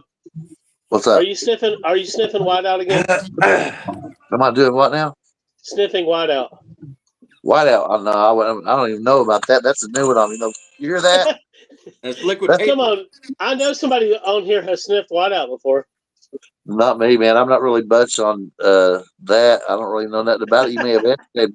I caught a guy huffing paint I had an old Mustang sitting behind my house. Yeah. So I come out. I go outside and I hear a guy snoring, man. And I open the car door. It's like a '71 Mustang Mach 1. And here's this dude. And we called him Bruno. He was a hod packer, worked for this bricklayer guy. And he's out there, he's got gold paint over his face and a sock and a can of paint. He's passed out in my old fucking Mustang. I'm like, dude, you got to fucking blow it, man. You got to hit the road, Bruno. And then, anyway.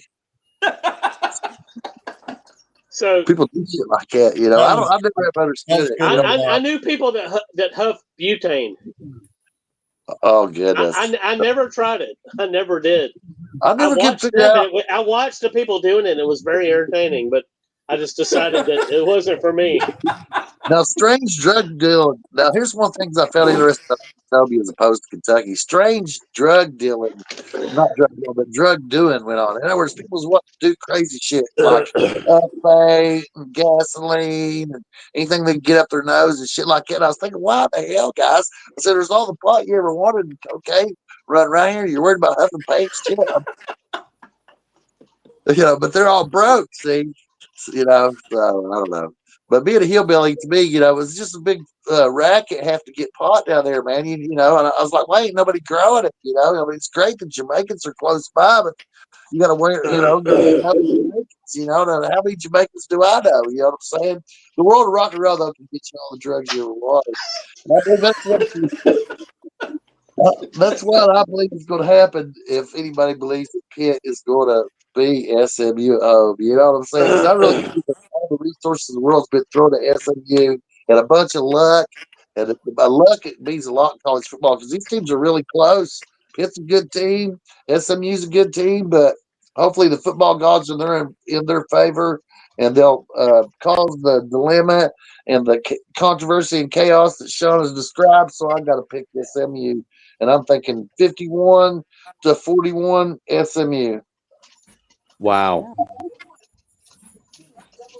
I got Pitt in a close one, 34-31. Ed, you're going against your preseason pick of SMU. Come on, man. What?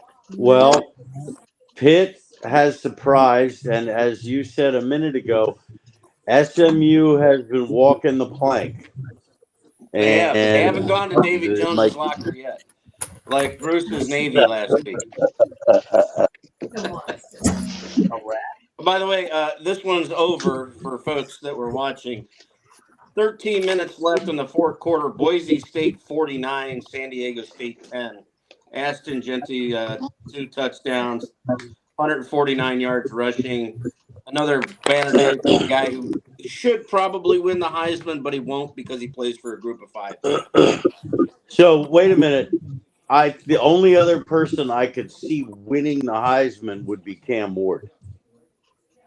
See, I disagree. I think you got to look at the Iron Man in Travis Hunter. He's on pace to play a crazy. I think the number I last saw was just under 2,000 total snaps for the season.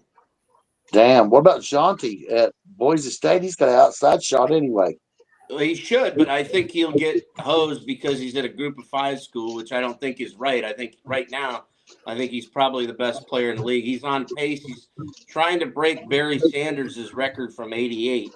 But to be fair to Barry played in a power school, power league, whereas Boise State doesn't. You know, they're in the Mountain West. But Jonty just looks incredible. What if Colorado has? I get the Cam Ward argument, Ed. That Miami's unbeaten. He's looked great. Yeah, they might have gotten some help by the ACC officials against who was it at home at the end of that game? Was that Virginia Tech? I think. Yeah. But I mean, to me, you know, going way back in the time machine to single platoon football, Travis Hunter playing offense and defense the whole game.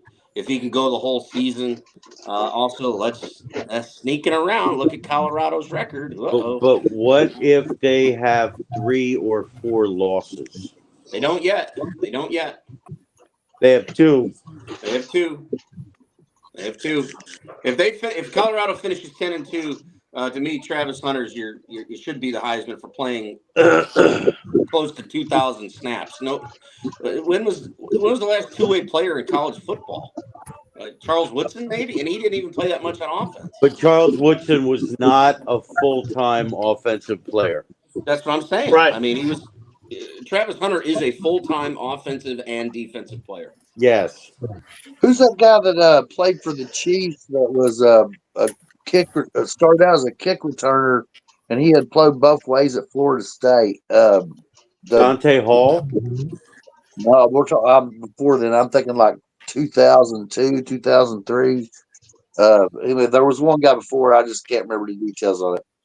But it's not rare. Warwick. No, I don't remember what he was, but he broke down on Monday Night Football because he returned 2 kicks on Monday Night Football against the Redskins when he was with the Chiefs. And he broke down about how he just made the team, and then he had a pretty good career with the Chiefs. I just can't remember this guy's name. He wasn't a superstar, but he was a decent player. But it's rare a two-way player. Not Dante Hall though. Not Dante Hall. Dion played some two-way with or at least they tried him in Dallas, tried to make him a deep receiver, but they throwed him a lot of short stuff, and there wasn't much blocking in front of him. He did all right as a two-way player, but I'm with you, Sean. Two-way players are rare, especially in the last 40 years of my life anyway, and he's played a lot of snaps. Hope he don't get hurt. And now, what's the college football playoff chances for Colorado? Let's say they do win out and they go 10-2. Can they make the CFT out of the Big 12 at 10-2? Well, I think the issue is we're having a look at Colorado's schedule, but right now they're not set to be in the Big 12 championship game. But yeah, they have to get there. So if somebody's got the Big to lose. 12 championship game and Travis Hunter is still healthy and he's playing both ways, I mean, it'd be, no disrespect to Jonte. I think Jonte's the best running back in college football. That's easy. Right now, I think his team is the only team that's played, other than Ohio State, has played Oregon down to the wire. I think they lost by 3. They did. So to me, it's either do you love the running back in Jonte, or do you love the fact that Travis Hunter is having an impact on both sides of the football for Colorado? And I think he had a touchdown catch that helped them win a game late. Hell yeah. Now, in my life, I've seen certain players that were so clearly above other players that was obvious to you, right? And if I felt that, and I've only got a few opportunities to watch him, I've been following his stats tonight. But, I mean, like you said, Barry Sanders was one of those guys that I've seen in my life. Marcus Allen, guys. Bobby Jackson was a guy. If Jonte breaks Barry Sanders' record, I think you can almost pencil him in, but he's a little bit behind the pace right now for breaking Sanders' record. And that's by design. Once Boise State gets a comfortable lead in these games, he's generally out of there,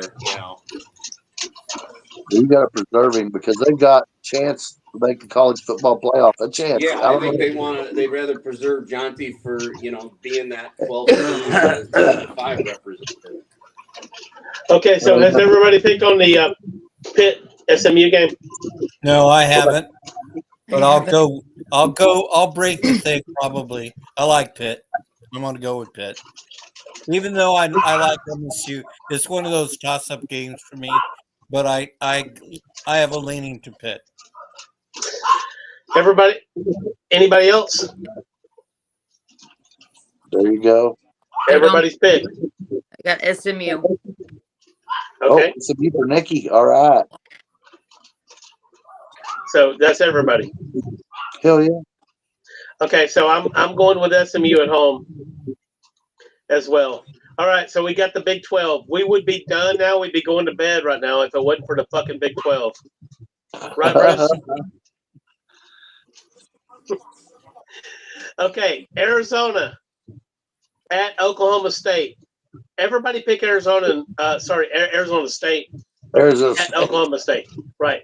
Let's go. Everybody pick Arizona State so we can move to the next game. Right. I got Oklahoma State. God damn it, Ed. I got Oklahoma State too. Oh shit, Sean. Yeah, I'm with Ed. I hate to be with Ed. Normally, him and I like to go against each other, but I just it's in Stillwater. Arizona State's too wishy washy for me. I think the locals in Stillwater are starting to saber rattle against Mike Gundy. So he pulls out he's like another Teflon Don, like our guy Brian Kelly. He pulls out a win to keep the Cowboy faithful happy. So give me Oklahoma State 35-31. Nikki? I'm going Oklahoma State. I'm going to say 21-14. Damn, everybody. Who has a pick on this? Ed? Yeah, I got Oklahoma State 31-21. Great game to watch with two top running backs. Yes. Yeah. All right, so give me Oklahoma State at home. And I would say two slightly from before we, when we all had our preseason discussions on this channel. We expected more out of both these teams this year, and to me, they both underperformed. Big time. I'd agree with that. All right, so give me Oklahoma State at home. Has everybody picked? Bruce? Yeah. Bruce. It's Oklahoma State, and I think it'd be 30-20. So, yeah. All right, Texas Tech at Iowa State. Iowa State, the juggernaut. Can you believe Iowa State is unbeaten this deep into the season? No, it's hard to believe. I don't think they've been this far into the season unbeaten since the 1960s. And you're waiting for something to happen, but Texas Tech ain't gonna be it. If it was in Lubbock, I'd say different, but it's on the farm at Ames. Give me Iowa State. Give me a big and a laugher. Give me Iowa State 40 to Texas Tech 23. Hell yeah. Nikki. I'm going Texas Tech. I got two. Oh, shit. I got two home special from Nikki. She's a Texas homer, isn't she? Nope. She loves all those Texas teams. Yep. I got two hometown. Boy Aikman and the quarterback. They grew up playing together here. All right, so let's jump up to Washington. Bruce. This is a game of matchups, man. But I look Iowa State. I just, teams can match up well against another team and beat them. You know what I mean? Mm-hmm. But I just have Iowa State ahead, 38-27.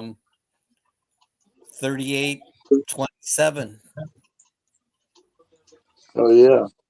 Iowa State is probably the quietest of all the remaining unbeaten teams left, and they just feel like a team of destiny. All right, so Bob, tell us why Iowa State's going to win. I think they need to because the Big 12 has been tough all year long. And if they stay undefeated, they'll definitely be in. They get in. All right, so Bob said they need to, so that means Texas Tech's got the upper hand here, doesn't it? They need the game more than Texas Tech does. They're at home. Yeah, that don't mean shit in college football. I know, but I want to see. Yeah, we know that. I want to see them win so they'll make it through the CFP and get a bye. I think it'd be interesting. They get a new Big 12 that's been put back together to be a legitimate playoff team would be a big deal to me. Now, I'm still going with BYU, goddammit. I would love just if things are can hold as they are. With these you're looking at you want to talk about making the networks. Whoever's got I think it's still ESPN that has the college football playoff. But you talk about imagine you get a CFP with BYU, Army, Indiana, and Iowa State. Yeah. I love it. All of us would love it, but the network executives go, yeah, right, we got to go back to the 14 playoff here. This is so Sean, let me get this straight. You're trying money. So Sean, you're trying to get us back to the 14 playoff? No. Opposite. Nah. John. I think opposite. New teams getting a chance. People's going to watch. I completely agree with you, Nikki, but I'm just giving you the purview of the network. We don't have Ohio State and Alabama, Michigan, USC. They're already all of it. Damn near all of those teams are almost out. Alabama's they're hanging on by a thread. But I mean, they're looking at it from a TV ratings. But I think if we do get all this new blood, the ratings are going to be through the roof. Yeah. I think it'll be great. I think it's going to be great. The flower is going to rule. The flower. Well, I mean, I know I'm going to be watching. Hell yeah! I think everybody that loves college football will watch, regardless of what teams make it. But I think that extra segment that isn't as invested as we are, if they don't see the big names, will go, Okay, so I look at this game and I think to myself, okay, so everybody sees Iowa State winning this game because they're at home, and Ames is a tough place to play. It really is. But what could fuck everything up, and like Iowa State typically does at some point, and so I've got Texas Tech winning 34-27. Damn it, John. Right. Well, we're putting you on. You can't buy corn anymore, Doug. Sorry. I got Texas Tech winning as well. They had TCU beat last week and blew it, so I think they're motivated to rebound. All right, so it's me and Ed and Nikki. We're on an island together, right? What about Bruce? If they win, you got to spend a weekend in Lubbock, Texas. By the way. No. I mean, we need a vacation, so fuck it, right? They do have some good beer. All right. Lone Star. Bruce already picked Iowa State. Iowa State, yeah. Yeah. Right, so here's the big game of the fucking week, and this is what sends us into the outro, right? TCU at Baylor, goddammit. Bible Bowl, baby, Bible Bowl. See, I can only pick one Texas team on this one. Baylor, right? The Wackos in Waco, or the Horned Frogs in Fort Worth? No, the Horny Toads. The Horny Toads. Horny Toads. Hallelujah. Where's the game at, by the way? It's at Baylor, isn't it? Yeah, it's at Baylor. I got Baylor 38-27. Sean, I'm pretty good at this, but whatever graphic you see, whatever team's on the right is typically at home. Unless I'm drunk and when I make the graphic. I didn't look at it. That's on me. No. I mean, seriously, I mean, I've never actually shared this, but I have messed it up before. I actually have. And Ed's our money line guy. Ed, what's the spread on this one? I'm not actually sure, but I got. God damn it, Ed! Don't you work in a book? Ed, pull it up. God damn it! Come on. I don't work until I do work at the book, but I don't work until tomorrow. Okay, Bob will pull it. Bob, you'll pull it up quicker, right? Let's try. So you do have a 5-4 team against a 3. Yeah, but Bruce, this is a big rivalry game, man. You know how that is. Exactly. I know, but both teams travel. TCU fans show up. The stadium will be split. It's a game. Sean, you'll appreciate this, but this reminds me of when the NFL was on strike in like 1987. Am I right on that year? You are right on that. Yes. Yeah. Okay, so it was New England and Miami, right? Yeah. And so they were doing it on Saturday Night Live, and they said, okay, so New England, a lot of the players broke strike, and Miami's mainly like factory workers, but you're not beating Miami at home at night. You're right. Yeah. So, this game is a rivalry game. They play for a trophy, which the name of it escapes me. I apologize for that. TCU is on a 4-game winning streak in this series, and they lead the series 59 wins to 53 losses, 7 ties. It's at McLean Stadium. That's a lot of fucking games, Sean. Yeah, they've been playing for a long time. I believe the first one was all the way back when Ed was just a baby in 1899. Baylor's been up and down. TCU's been up and down. I'll use my one bias pick on this game. Give me the Horned Frogs by a field goal, 30-27. Hell yeah. I got TCU by a field goal as well, but I'm gonna say I don't even know if they could. Both of them can put 30 points on the board. They both You mean combined? Neither team is that good on defense.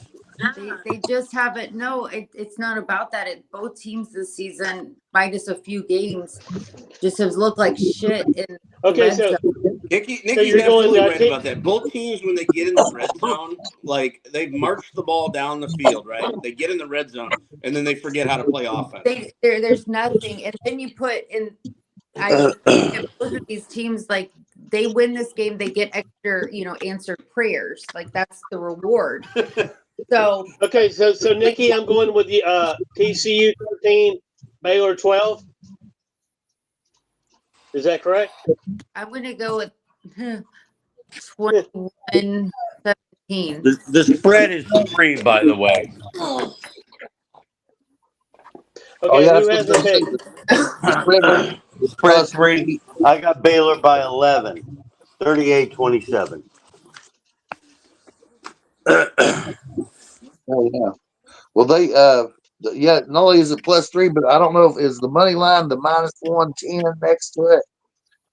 Yeah, because it's basically a push. Yes. So you'd have to bet 110 to make $100.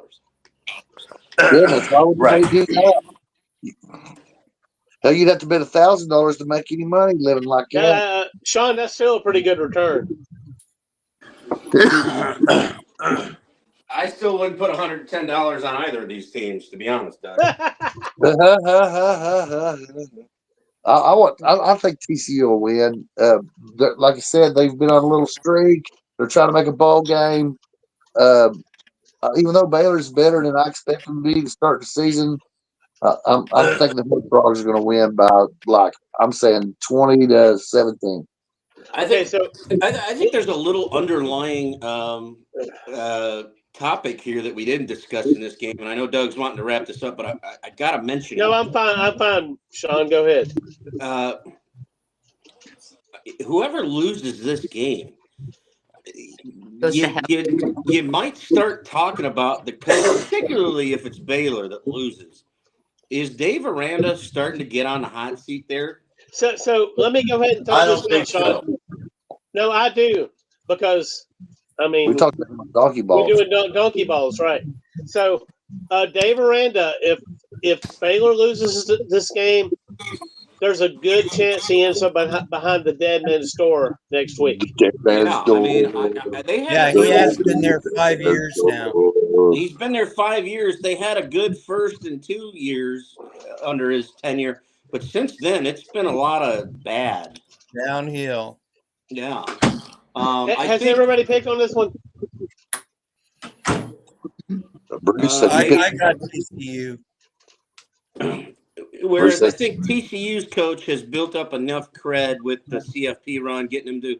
I mean, whoever thought TCU would ever get to a national championship game? So I think he's safe. Sonny Dykes is safe. Producing. Yeah, that was a ex-Cal coach too. But I think if he loses this game next year, the rumblings will start if TCU doesn't right the ship here, because you get your program to a national championship game, and since then it's been not great. So I think Sonny Dykes will do himself a good favor by going down and beating Baylor in Baylor. That'll assuage the TCU fans a little bit, and they'll be bowl bound too. And then they'll be bowl bound as well. Yeah. So, I don't think Dave Aranda's a bad coach. I just think it's tough at Baylor. It's Waco's not like, especially with TCU and SMU being good in the Metroplex. obviously you have Texas and Texas A&M in the state, but if I'm looking at it, I'd rather go to SMU or TCU than go to Waco, go to Baylor. It's a great medical school. Baylor is. It is, but these are football players, Bruce. Yeah, I know. Right. Academics are always high in my standards. All right, so I agree with you, absolutely. But I mean, Waco isn't, to me, one of your destination draws. Oh no! It's not one where I would hang my hat on and want to attend school. Although I think Fort Worth and TCU I did is a work lot. with the kid that played there, so yeah. Have we all picked on this one? Yeah. Okay, so I think so. Let me go ahead and throw that. Maybe you, Doug. Well, shit. Let me look at it. I'm going with TCU because Dave Aranda's got to go. He's got to go behind the dead man's door. Absolutely, absolutely. So I just want to throw this out there. Fuck Auburn. Fuck Tennessee. Anybody else got any fuck offs? I don't have that, but I do have just a tribute real quick for all football fans in general. Today, shout out is the 25th anniversary. Sadly, we lost 25 years ago on this day the legendary Walter Payton, Sweetness. Yep, I remember of the Chicago Bears due to cancer. So donate to cancer research so we don't lose any more lives. Fuck cancer. Fuck cancer. Hell yeah. Anybody else? Fuck Penn State. Okay, I like that. Bruce, any fuck Washington State's here? Not this week. Oh, you don't really care. One other thing. Go Army, beat Air Force. So, Bruce, you don't really care about Washington State since they're in the Pac-2 now, right? Yes. It don't concern you anymore, does it? To be truthful, Doug, I've never thought of them. Okay, so Bruce, to be truthful, you thought of them when they whooped your ass this year. Yeah, just once. Even a blind squirrel finds a nut once every 7 years. All right, let's do this shit. All right, fuck all y'all. Great show, everyone. Enjoy the games. All right. Take care, guys.